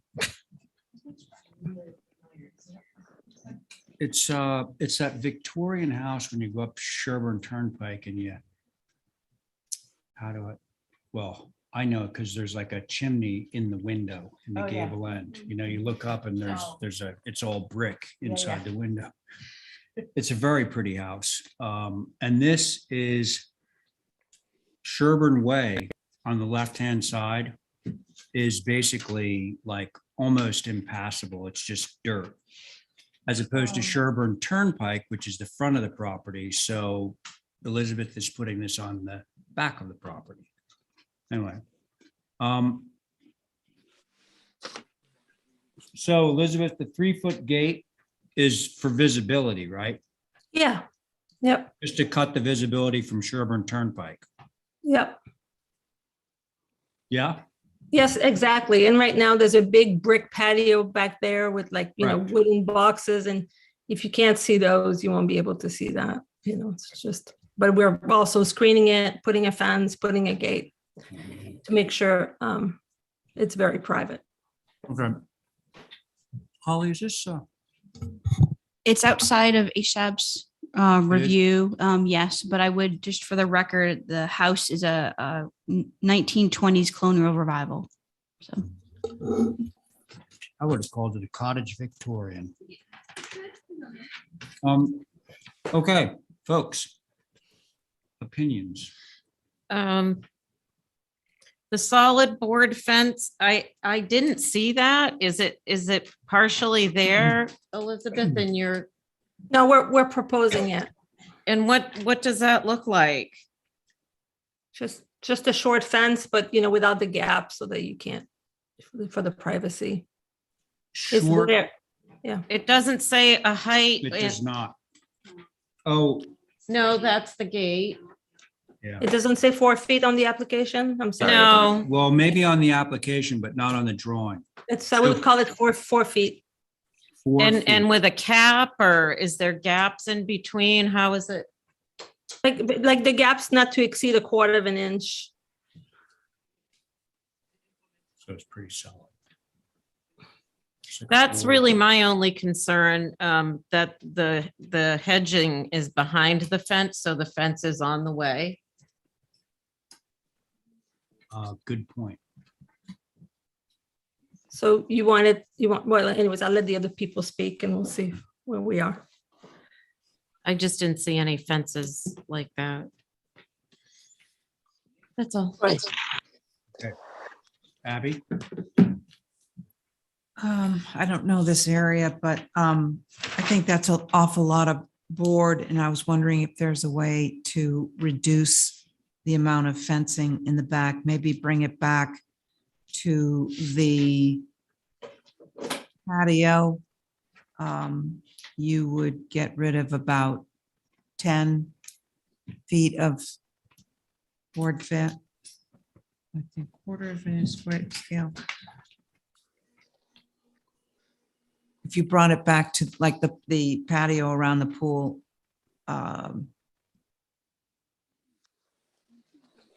Otherwise, from Sherburne Way, you're just going to see a lot of solid board fence. We could put it inside the hedge. Yeah, I think that would be That the would definitely neighborly be- thing to do. Yeah, we can do that. Okay, good. That it, Abby? Yes. I Go would ahead, go. Diane. Yep, go ahead. It concerns me down there. that goes around the front, it says existing vegetation, which is sort of on the left, and then that whole break by the existing brick patio is existing solid board fence. And I don't know, is it a true solid 5-in-1 board fence, or is it shorter, or what is it? The one that she's identifying on the top of the site plan, Yeah, down that's lower. a 4-foot high fence. Oh, I didn't see where it said that. Well, it doesn't actually say it on the drawings, but she told us it was 4 feet. Oh, okay. Because I think this is an important part. It goes from the turnpike to the way straight on with, and the trees are good, but I think in that particular area, I don't know that it's necessary for privacy to have a fence that's quite as tight together as 1/4 of an inch. That's hardly worth bothering about. I don't know. I'd like to see maybe an elevation of what it looks like along one side or the other. That's all. Okay, thanks. John? Thank you. I have a question on the left side, looking at existing garage access. John, this is just about the pool. This is about the pool. Right, I'm looking towards why 3-foot gate down here. You know, main dwelling. I got, you know. Those go up. Okay. I like the idea of putting the board fence inside of the hedge. Yeah. And so we all agree that it's a 4-foot board fence. The spacing doesn't matter. I mean, Right. we approve board fences that have no spacing on them.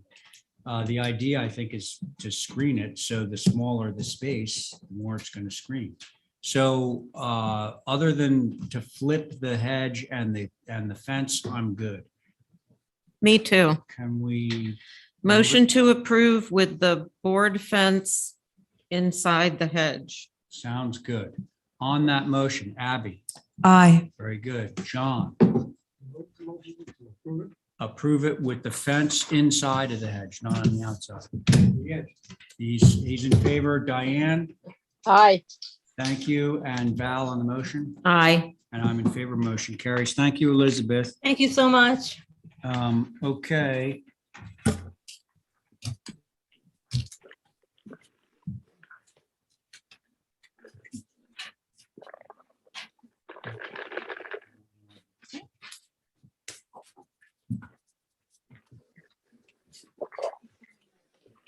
What, I was just gonna say, Carrie, you want to sit on this one, but you can't. I can, why can't Ah. I? Oh, yeah. Oh, I can sit up here on this. is one. this old?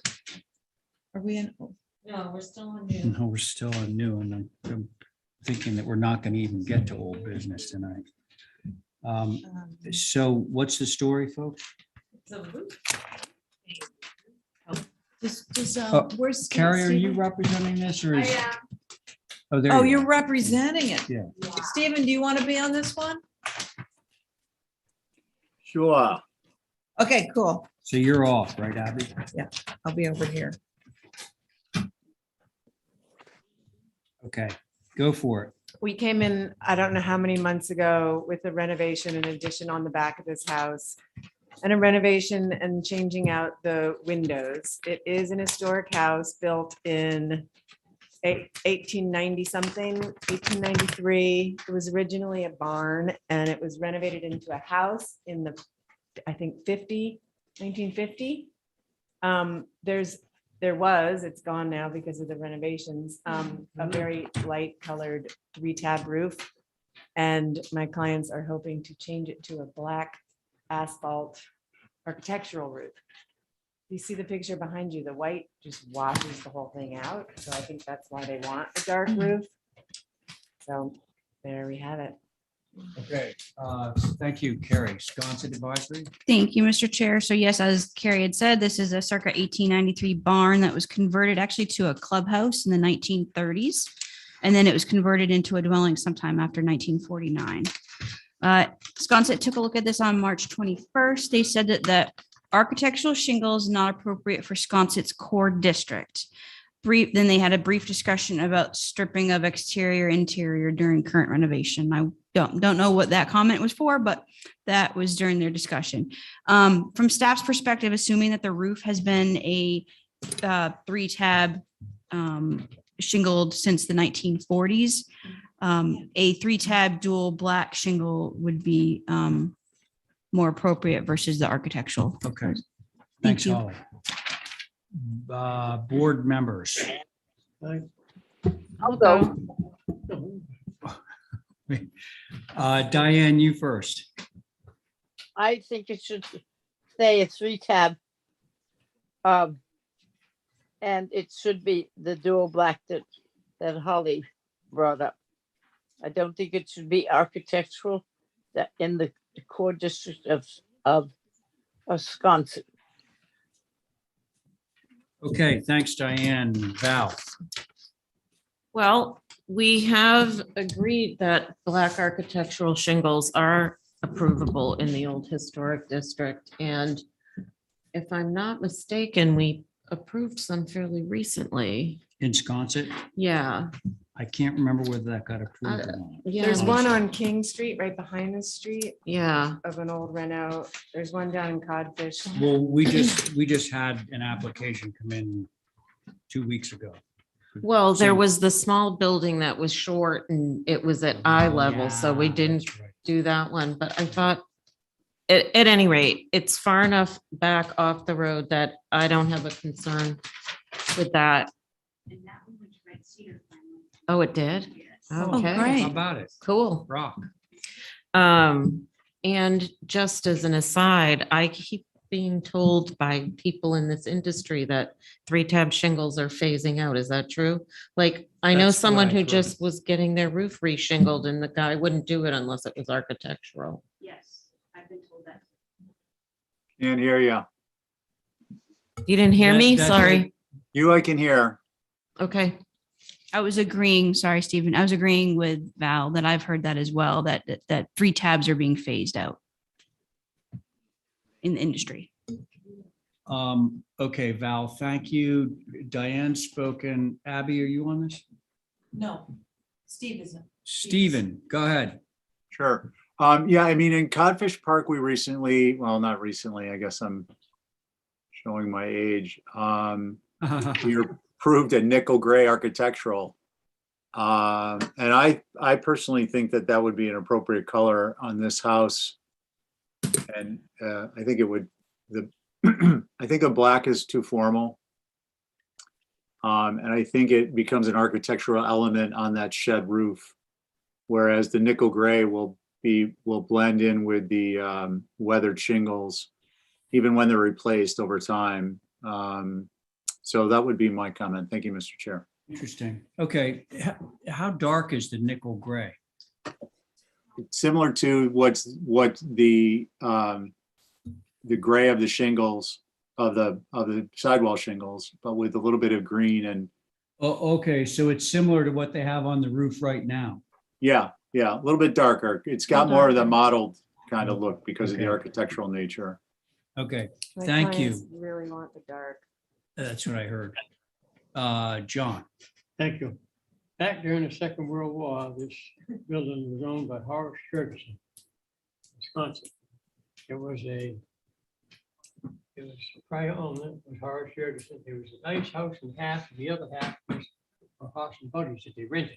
Hmm.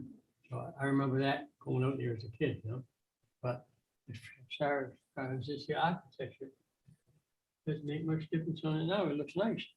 So you're okay with the shingles that they're proposing? They want to re-shingle it in architectural black. Are they on the list? Yes. Yes, as is.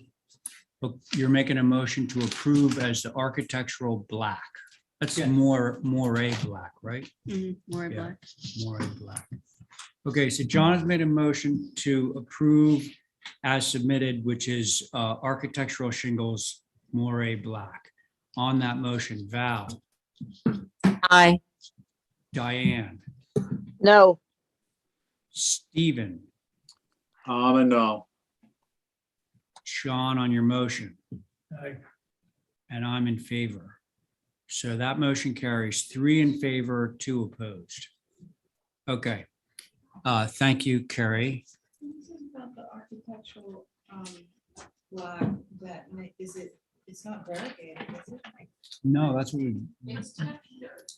well, It's not. they don't do the fake, they don't do that fakey, yeah. Yeah. No. That's what we were very much going against, was that where they try and get the light and dark so it looks like cedar shakes. Yeah, no, The moire black is very monolithic. So, hey, Abby, can you chair yeah. these two? Thank you. Anybody here to represent Mr. Topham? I am here. Hello. Damn, hi. Hi. Schwarzenegger.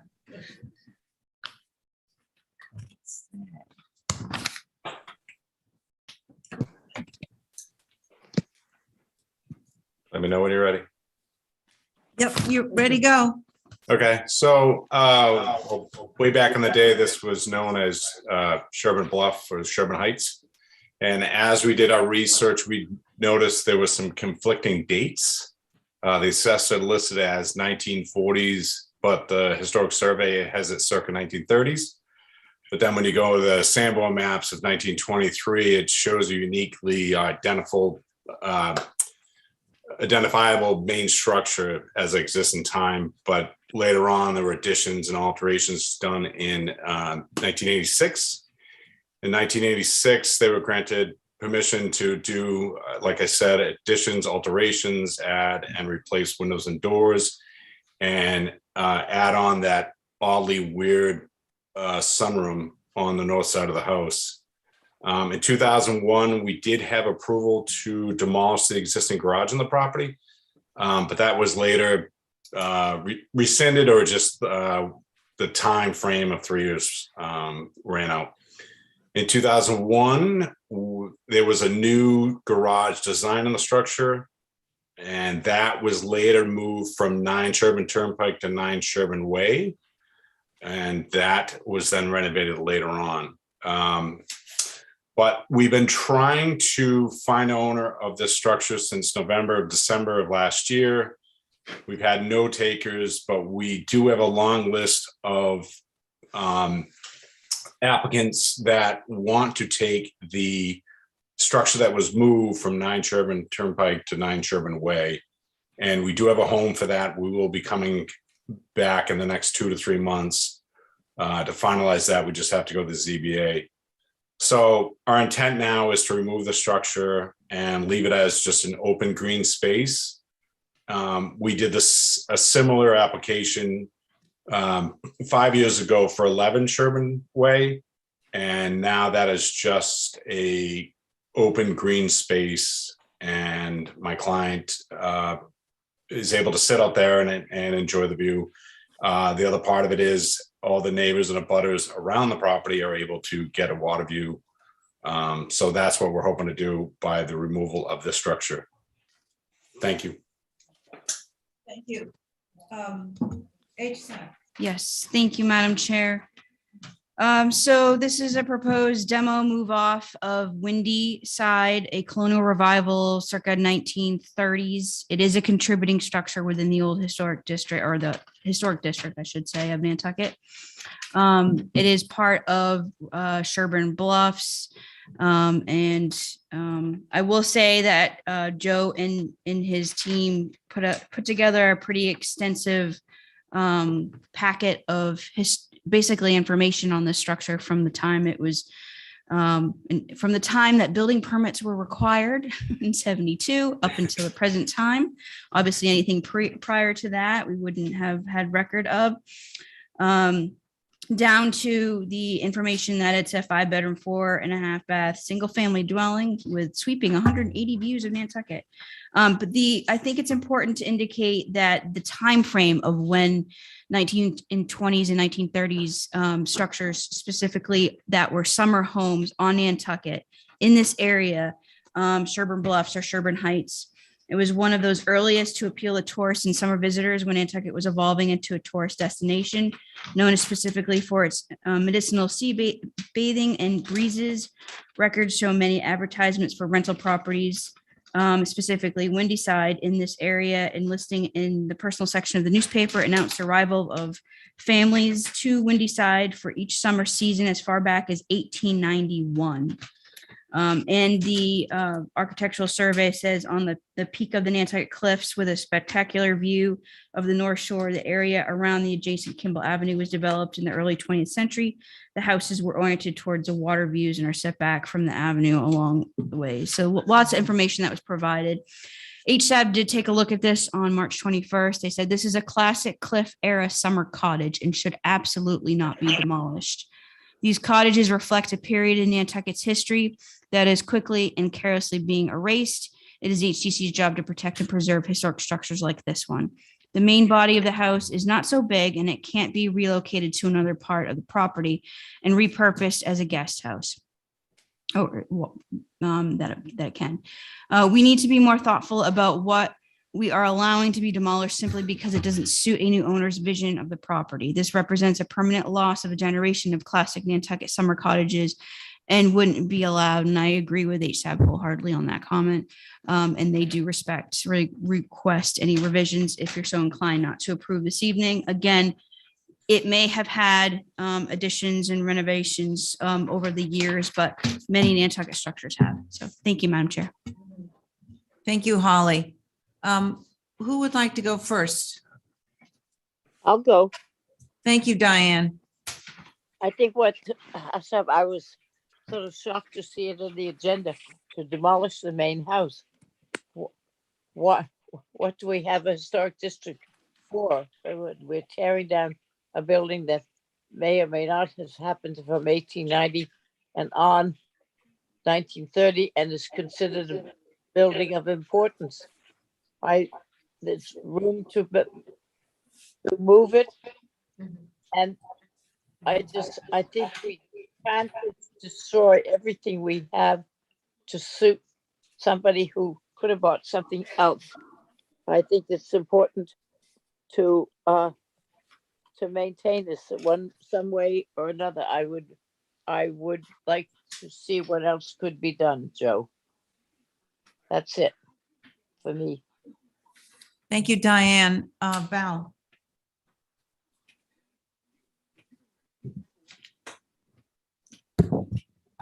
I agree. I think at least part of this, perhaps what's the original part of it, which I'm assuming is the gambrel, could somehow be repurposed. And I don't have a problem with the garage, which I know is the next one getting removed, but yeah, a total tear down or move off for open space, I'm not in favor of. Thank you, Val. Now, for the alternate, I'm ready. you're ready. Okay. I agree with Val. I don't think for open space, I mean, a family could be living here, a year-round family could be living here. And wouldn't that be more beneficial than a little bit of extra open space? Seems like there's a lot of open space in front of the house where the view is. And if anything has to go, I think some research on which piece is the historic structure should definitely stay. That's it. Thank you, Carrie. John. Yes. I don't think this house is that old for that gambrel. 1930s. I'm sorry? Is that what, did you say that it, approximately, that's what the HGC survey says, but it sounds like it could be even older. Yeah. I Holly, think lean so. in. What's that? Sorry, Holly. just for the record, so you guys didn't hear me, my apologies. I was mentioning how the HGC survey says it's from circa 1930s, but based on the Sanborn maps you had mentioned, it could be older. It could be turn of the century. Turn of the century, yeah, from which what would I'm make looking at. sense. So Okay. it's, This one here, looking at it, that's a big white painted house up there on that plot that we're looking at right there. yeah, And to the left of it, on the top of it, there's the top of the hill right there where that round black thing is. All right, that maxes out. So I don't think it's a great strength in this house because of the width compared to its height. It's Beyond already that- built. we're talking about, do we want it demolished or should we save it for its history? Yeah, they can save it, save it. What's your opinion? Okay, My opinion. yes, Well, it was there back in, we'll say, the late 40s after the war. A lot of things changed after the war. But anyway, yeah, I know the house well. I know the people next door. So if you want to demolish it, I don't think it's hurting the architectural history of Nantucket if they did take it down. okay, thank you. Look at the photos. Right? It's all modern. Oh, it's not. Okay, so my feeling is that I think it's got some historic value, and I think it's charming, and I think to demolish this would be a crying shame. So those are my thoughts. Madam Chairman, Ready, can I speak? Tucker? What's the best way to make a motion? So if we say revisions, then maybe he'll go back with a different thing showing what he can take off and whatever, or where he could move it to or whatever. If I made a motion to hold for revisions, would that be a Joe, good thing? So, yeah. so, Madam Hold Chair, on one. Yes. So one comment was made, what was the original part of the structure? And my understanding would be only the gambrel, but can I just hold for revisions and come back with that information? Yeah. Sure. Yeah, and we tried to move it somewhere, and maybe if I reach back out to Ann Cuspa at Housing Nantucket and said, only the gambrel would be saved. Is that something they could fit on the site?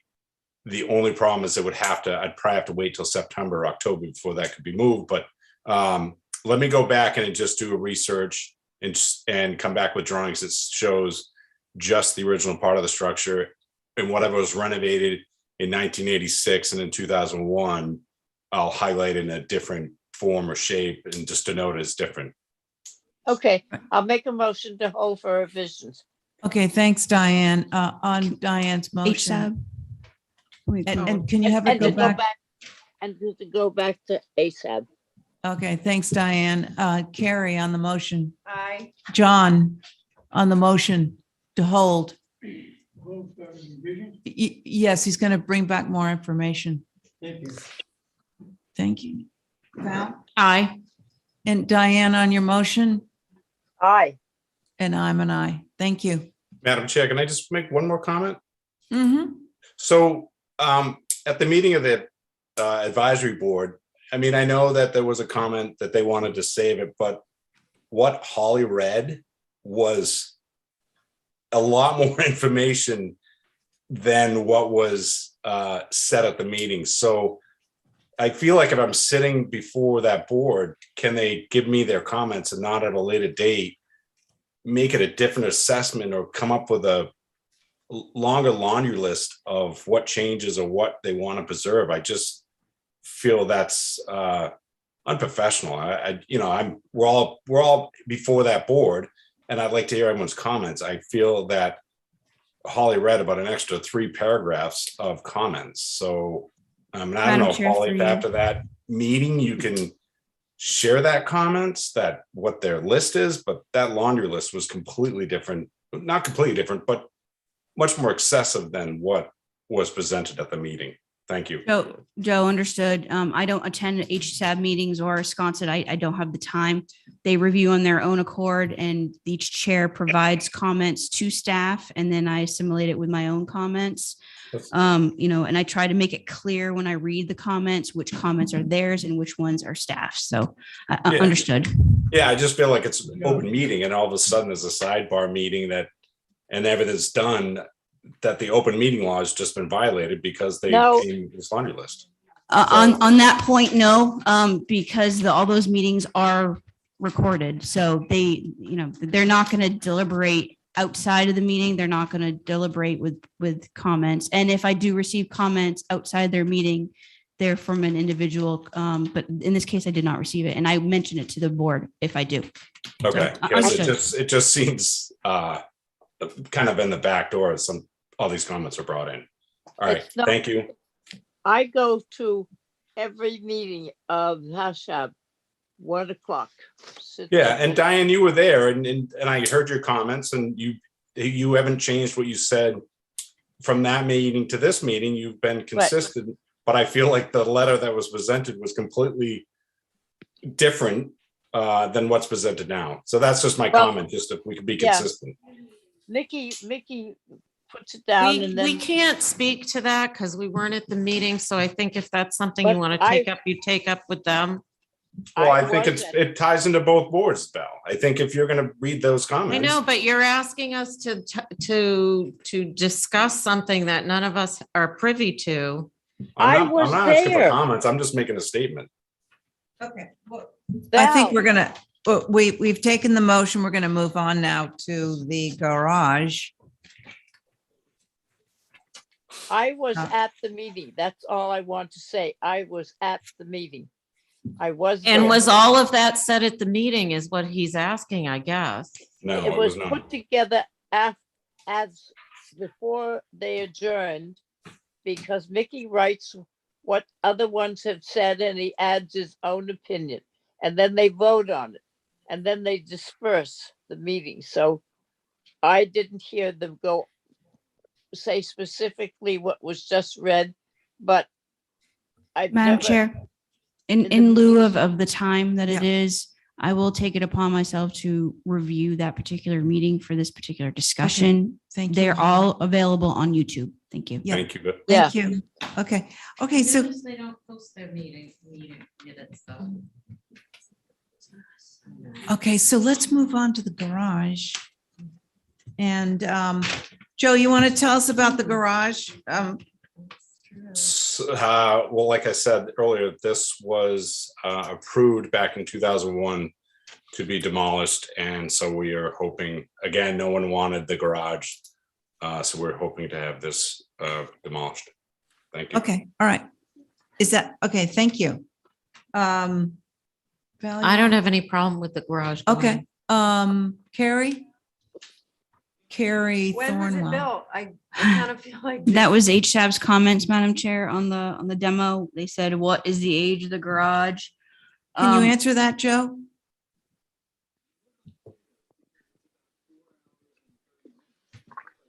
Joe, what's the age of the garage? We couldn't find any information on that. Like Holly said earlier, there was no building permit pulled, so it was, I'm guessing from 1960s to 1975. Madam Chair. Yeah. I don't like going by the tax assessor's file at all when it comes to date, and I tell people not to do that, but it does say circa 1940s. It would be nice to have some more information, maybe interior photographs of the structure. I didn't see that in the packet to discern what its age could be. And it seems based on this that there were structures of this style, utilitarian structure, if you will, built at that kind of time frame. It does look like the 40s. Just a little lean-to with a couple of. So I would request more information. Yeah. We can do that. Okay. Thank you, Holly. So Val didn't have a problem. Carrie, you were asking about the date? Yeah, I don't really have a problem with it. I'm more concerned about the bigger house and the original part of the house.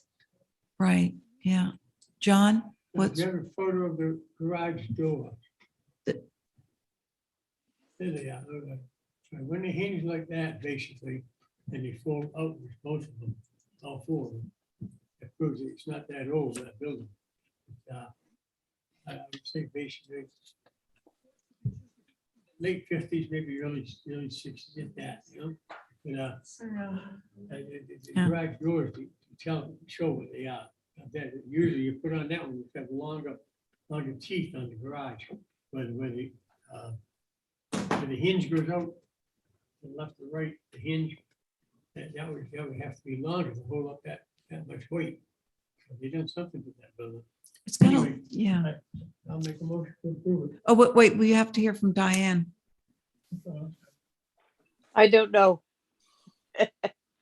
I think it's sad to get rid of all the garages, but Joe, I think is proposing another garage. No structures going in place of these two structures. But that's our intent right now. You're Just not gonna open. put another garage in? No, And you don't- no, And you haven't had any? no one wants it. Yeah. Well, if you can't find anybody, I would, I guess, go along with demolishing it, but I certainly would like to, just another 60 days, whatever, to try and see if you can get somebody to do it. It looks like it's a perfectly healthy garage. I'll re-advertise it. That's fine. Okay, so I think we've heard from everybody but me, and I think it probably dates from the 40s. It looks utilitarian. Is that the right? Is that how you? Utilitarian. And I think it's got a little bit of a saggy roof, so I think that's showing some of its age.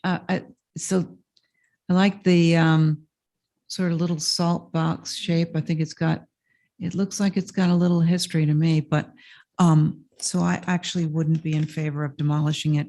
But do I hear a motion? Is that you motion to approve of the well, we can try it. Val, on John's motion? Aye. Carrie, I'm gonna let this one go, but it's a damn shame. you mean you're okay with the demo? Yeah. Okay. Diane? No, I'm going to say no. And I'm a no. So unfortunately that passes. And there you go, Joe. Thank you. Excuse my tone earlier. Unfortunately, that passes. Did I say that? I think you did. I think I got very emotional there. Will you pass this to just get rid of? Okay. Just to get rid of them? Hey, so we have 15 minutes. Let's try and cover a couple more. So anybody here for 15 Harbor View? Yeah. 15 Harbor View. This is super easy. Yes, It's for a Hold walk-in on. cooler. Yes, this is Abby. I'm here. Can you see me okay? No. Abby, How about now? you're Sorry. Abigail Shaw. Yes, yes. And with Okay. Stacy McGeckern, I apologize. We're in the car. To review number 25. Wait, hang on, everybody. Abby Shaw, hold on 1 second, okay? Now, what's the question? My question is, should we do number 4 and get them out of the way for tonight? Number 4? The walk-in refrigerator, I hope you got pictures. 24, and yes. they 24, do. well, that's what we're reviewing now. You got it? Okay, so it's the regular board, okay? Regular board, okay. Abby, if I may call you Abby. Of course. You want to have a detached walk-in refrigerator. Yes. Just tell us a little bit about this, okay? It would be down at Children's Beach. We would be Yes. placing it in the far corner behind the public restrooms, the porta potties. Okay. And we got approval by the abutters and they said they didn't have a problem with it. Okay. It is going to look like, if you're familiar with the Surfside Beach Shack, we run that as well. And we propose to put lattice on it, but we can put anything you prefer on it.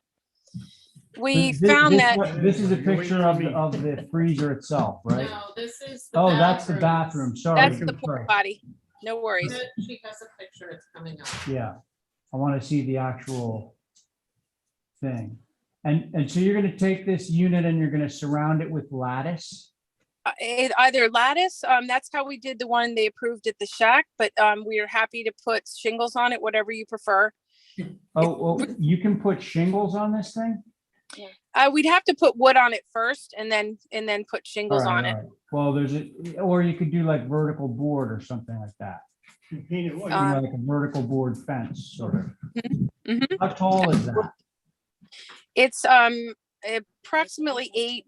It's 8 by 10, and the height is around 7. A little. That's not right. That right there. That was the other It can't one. be 11 and a half feet high. No, No, that's it's not. It's 7. It's about 7 feet high. 7 feet high. Okay. Okay, so we get a good overview. Now, I do believe we have HSAB on this one, so we're going to get their comments and then we can talk about it as a board. Okay. Thank you, Mr. Chair. HSAP took a look at this on April 4th. They said a more detailed application should be provided indicating how high the cooler will be elevated off the ground for flooding, what steps will be needed for access, will the lattice be framed at the corners and top, what will cover the door, and maybe paint the walls dark gray before applying the lattice. Actually, that's a super good idea. I like it. Those Painting it dark are the gray. comments. Now, is this thing going to be elevated off the ground at all? It is a temporary. It is not a permanent structure. Right. So we're going to put it on top of lattice. I mean, not lattice. I'm sorry. Wooden slats. Yes. That'll raise it up just a bit, so you won't need a step to get into it. Okay, so but it's it is- not going to be, it's not it going is to be not elevated 2 feet or anything like that. No, not at all. It is Okay. not. Now, when you say temporary, what's temporary? I'm sorry, I didn't mean temporary, but I meant it is not permanent. So we would just keep it there the length of our rental lease. contract. Yes. Got it. Okay. All right. Thanks. I'll I think that, yeah, go ahead, Val. In light of the fact it's behind the lovely mobile, Yeah, exactly. not permanent bathrooms, it is really not that significant. I have no problem with this. Lattice is fine. Painting it gray is fine. It's fine. Okay. Thank you. Abby. Other Abby. Ditto. Okay, great. Diane. Yes, ditto. Okay, John.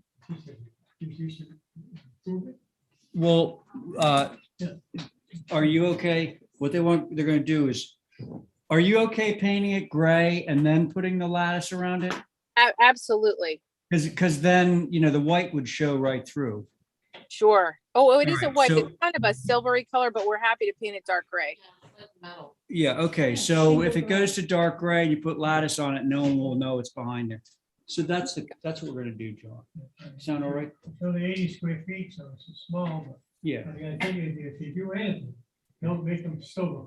They put We're going to one- paint it dark gray, They put one down. no there. silver. Yeah, every now and then, see what they put there a Can't couple years stand it. ago?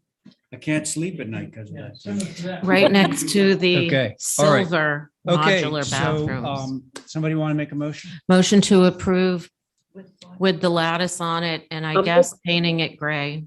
Okay, that's Val's motion on the motion. Abby, I'm in. thank you. Diane, Yes. thank you. John, Aye. very good. Val on your motion, Aye. and I'm in favor. Motion carries. Okay, is TJ not yet? Come on, I want to join. I want to get into the old business. I'm here if you want to get into We're it. never. Okay, let's go, TJ. Your board, myself, Abby, John, Diane, Val. Where did we leave off? We're gonna try and do this in 10 minutes.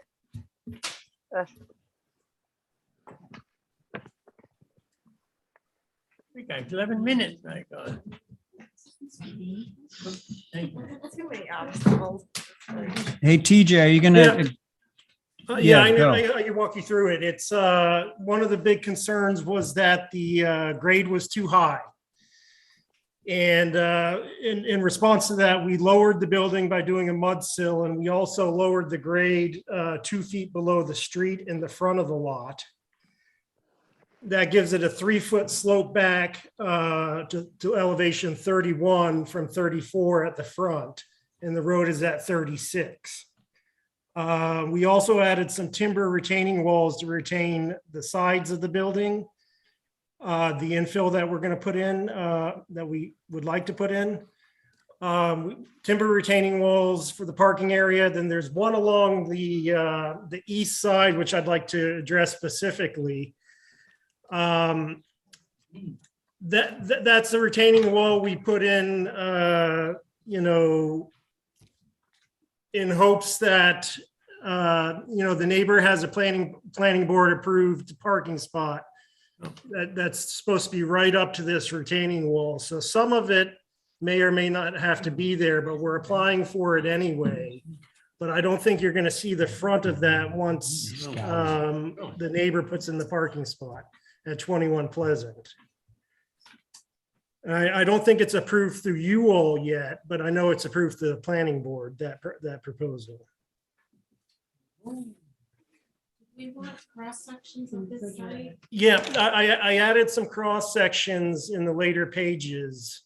I see the existing and the proposed grade on your elevations. Right.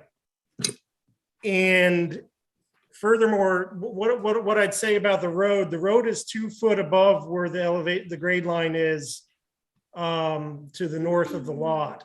And that's just we're gonna account for that with a small swale running alongside the road, leveling off to 34 in the front. TJ. Drops down to 31 in the back. TJ, Yeah. I want to make sure that everybody understands what you just said. If we look at the north elevation, which is on sheet A 2.1, he's gone from a 5 bay to a 4 bay, but the heavy line that's the grade on the north elevation is 2 feet below the road. Is that what you just told me? Yes, Mr. Chairman. Right. Okay, so that's not the grade of the road. That's the grade 2 feet below the road, which if you go to the east elevation, yeah, TJ, you would have done yourself a big service if you showed where the road is, because this would kind of like imply that it's flush with the road and not down. Right, on the site, I'm sorry I didn't show it on the elevation. On the site plan, he did, the civil engineer did a workup for this on the proposed grade, and he's marked road at 36. And then you can see some proposed grade lines if you zoom in on that. Yeah. So you see proposed grade at 34 around the parking area in the front, retained, and then drops. Okay, I do see that. So there's going to be retaining. Yes, there will be retaining. Retaining that drops down from the road. With 3 foot max exposure on the timber retaining wall at the most exposure. Wait. Are you talking about the retainage on the side or the retainage between the house and Candle House Lane? Both of them. So no, I'm sorry. I'm talking about the retainage on the side. Yeah. So on either side, it's 3 foot max exposure. On Candle House Lane, it's retaining wall does kind of elbow in about 10 feet on the roadside as designed. And there's just going to be a swale. So we end up working with the existing grade. I know the neighbors were concerned about runoff. So along the sides, down the sidelines, we did, leave it existing. So nothing changes too much with the water runoff. Yeah, that would be great. Direction wise, anyway. Okay, thanks, TJ. Holly. You have what? Oh, a hand raised, but don't we need to hear from you first? Okay. Go ahead. Thank you, Mr. Chairman. So as you all are aware, this is an infill lot within the old historic district. It was subdivided from the front lot, 21 Pleasant Street, and I know you all are familiar with proposal for that lot right now. HSAB took a look at this on March 28th. This still feels too massive for the immediate neighborhood. It should be a few feet narrower along the street. Main mass needs a large chimney. Sunroom addition doesn't work as a gable. This should be a shed or hipped roof, glassed in porch. Rear chimney is very awkward. Move the fireplace to the south wall so the chimney is on a gable end. Plate height of living room is too high. The ganged windows should be separated. Quad French doors should change to a door with windows. The plan indicates a grade change of only 3 feet from the front to back, but this needs to be confirmed. It appears to be much more. Timber retaining wall on the west side will be very visible and is very inappropriate. This should not be retained for a level yard, but should slope more naturally to the back. And HSAB does respectfully request revisions if you're so inclined. I will mention I did receive a comment from Brooke as he was not in attendance to that HSAB meeting. His comments were a 2-story 4-bay mass is not appropriate given the diminutive neighborhood context on the north elevation. On the east elevation, no concerns. South and west chimney is unnecessarily tall. If within 6 foot of the ridge at flue, it must be 3 feet over the adjacent ridge. If 10 foot or more, then 2 feet. Shallower pitch helps with a sunroom, but still too steep. From staff's perspective, I would agree with the comments as far as the rear chimney, very tall. And I did want to point out that the rear elevation fenestration changes or proposals are very atypical. And yes, a 4-bay, 5 bays is typical of Nantucket architecture, but maybe this lot, it'd be more conducive to a 3-bay. Just a thought. Okay. Thank you, Mr. Chair. Thank you, Holly. Now, I've been notified that somebody has their hand raised in the queue. Who would that be? Oh, Mr. Chairman. Mr. Feldberg. Yeah, go ahead. Yes, thank you. I represent the abutters on this property on Candle House. And there are 3 of us that are commenting collectively. And I did write a letter just expressing our point of view. We are inexpert at best in looking at topographical maps and architecture. I can just say that the properties there at this juncture are at the low point in the neighborhood. It has for a long time been an issue with water management on the street. We are very worried and very concerned that the changes proposed will just exacerbate the water management problems that have existed in this area. Again, we're inexpert at best looking at the plans, but I know the property does drop down somewhere between 6 and 8 feet off the level of the road. It's quite dramatic. If you try to move your car down there, you almost can bump the underside. It feels to us that the property has been elevated. The retaining wall feels considerably higher, and we worry as a result of all of it, where will the water go that comes off of the house and that runs around the property? That's our major concern, and we would ask that this be taken into consideration. Okay, thank you for your comments. All right, board members. And we do have an established board on this. Myself, Abby, John, Diane, Val, regular board, actually. Okay, who wants to start? I will. Please, Valerie. So I went up there today and sat in front of the lot and took some pictures, and you can see the slope from the street back on the lot. So I do think there is some major concern about runoff. I noticed that it went from a 5-bay to a 3-bay, but it was just, or 4, it was merely windows that changed, not any sort of width in the building. Number 1. Number 2, the secondary mass, if you're looking at the east and west, I think needs to be dropped down. more to like a story and a half instead of having an even eve line with the main mass so that it looks more additive. I'm not still quite sure about the retaining. Now, there is retaining in this area, but I didn't see anything as extensive as this. And I don't really understand the east side. It's going to sort of be like a moat, is how I'm in my mind envisioning it. Sounds right. Yeah. Yeah. So I'm almost wondering if there should be a little more thought with regard to that. If the building is going to be so tall, perhaps, I don't know, the whole lot should be dropped down or something so that it doesn't cause this runoff of water situation, which I know is not in our purview, but it is when it comes to the retaining. And if I'm reading this correctly, and I apologize, I don't know, where the driveway comes in, that also is retained? Yes, So it this is. building has retaining on both sides, a partial on the street, and then nothing in the back. You brought up an interesting idea about possibly lowering the entire building even further, and I think we may be able to do it if it's an idea you'd support by moving the building back several feet. If that's something the board would like to see, then we would have less retaining. Those are my comments for now, Mr. Chair. Yeah, sounds good. Thank you very much, Val. Abby, you ready?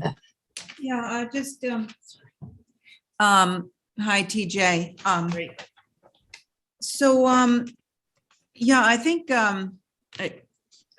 I'm wishing that the architecture was more like the houses down towards the pony field that were smaller in scale and had a lot of additive massing. And I wonder if that were true, if there was more backyard, if maybe all this worry about runoff would end up in this house's backyard and not in the neighbors. Not that runoff is, our purview really, but I just think the scale of the house is large, and yes, there are other federal style houses around, but in that immediate neighborhood, there are some smaller ones that would be quite sweet and work nicely on this lot. And that's what I have to say. Thank you. Thank you. Thank you. Okay, Diane, I think you're next, right? Yep. I wonder, I don't see it anywhere. How tall is this building? 27'9" at the highest point. Okay. I think definitely it should be reduced in width and made smaller. I think the addition to the left should be dropped down. I think that I guess the chimney on the left is all right. It's would be taller. It could come down a little bit if you drop that eave line in the middle and brought it down. So when you see the west elevation, that chimney is sort of out there. The one in the middle is sort of out there. I think how it's set in the land is the most important part, because it should be able to fit into its lot and be part of the neighborhood. And the neighborhood has good additive massing and little houses that go on. And your concern about all the retaining walls is not what you find in Candle House Lane.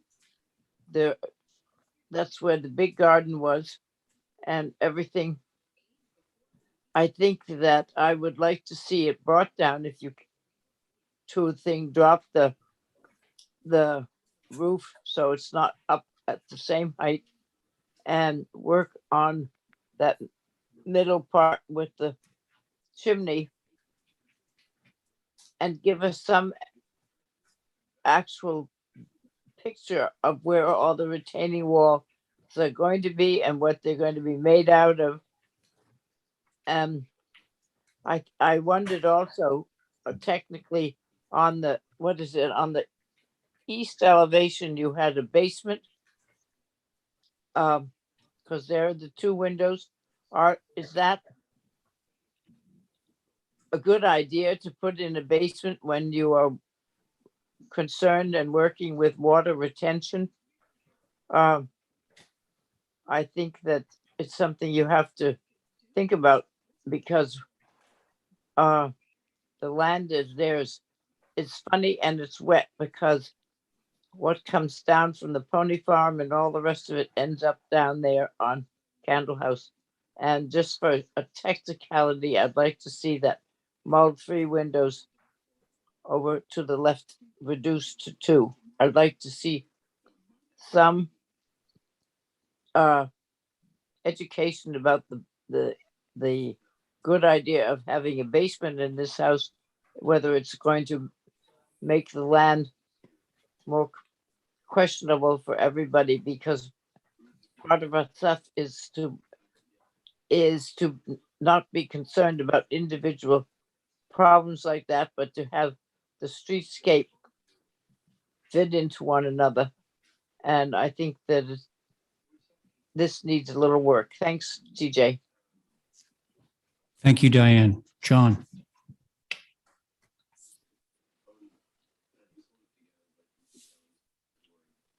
I'm seeing. Okay, well,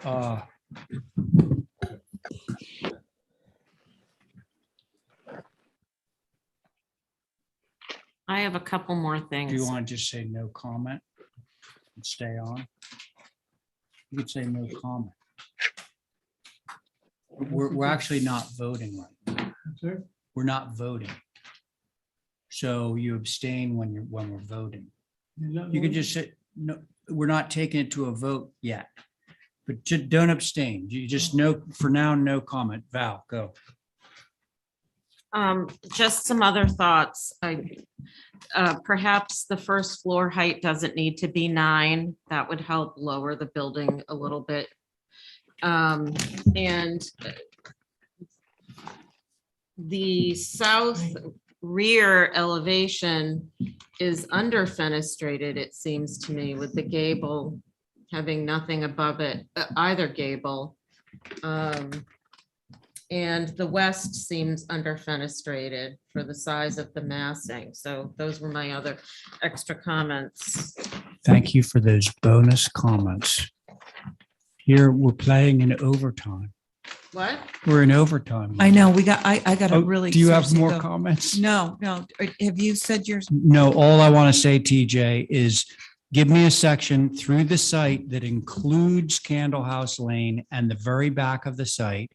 Have it facing west so we can see what's happening between it and the property to the west of this. And I agree with everything else that's been said. And so I think we have a motion for some revisions here. Motion for revisions. Okay, Abby's made going back to HSAB in Yes. advance. That's part of it. Okay, so Abby's made a motion for revisions going back to HSAB. On that motion, Val? Aye. John? To hold for revisions. Yeah, so see, you're not abstaining. You'll be in favor. Okay. Thank you. Diane? Aye. Diane? Thank you. Abby, on your motion? Aye. And I'm in favor. Motion carries. And if we could just have a motion to approve the minutes, folks? So moved. Thank you. Abby's made a motion to approve the minutes of March 22nd, 24th. On that motion, Val? Aye. John? On the minutes, approving the minutes. Okay, thank you. Diane? Aye. Very good. Abby Aye. and Val on your motion, Aye. and I'm in favor. And now we reach that sad moment. Sorry, sorry. Motion to resign. No, motion to adjourn. Motion to resign. Okay. Aye. There's a, okay. Aye, John on the motion to adjourn for the evening. You did. Okay. I made it for you. Yeah. Okay, John's in. Diane? Aye. Val? I again. And I'm in favor. And I. Thanks, everybody. Thank you. Nice to see you. Thank you all for your help.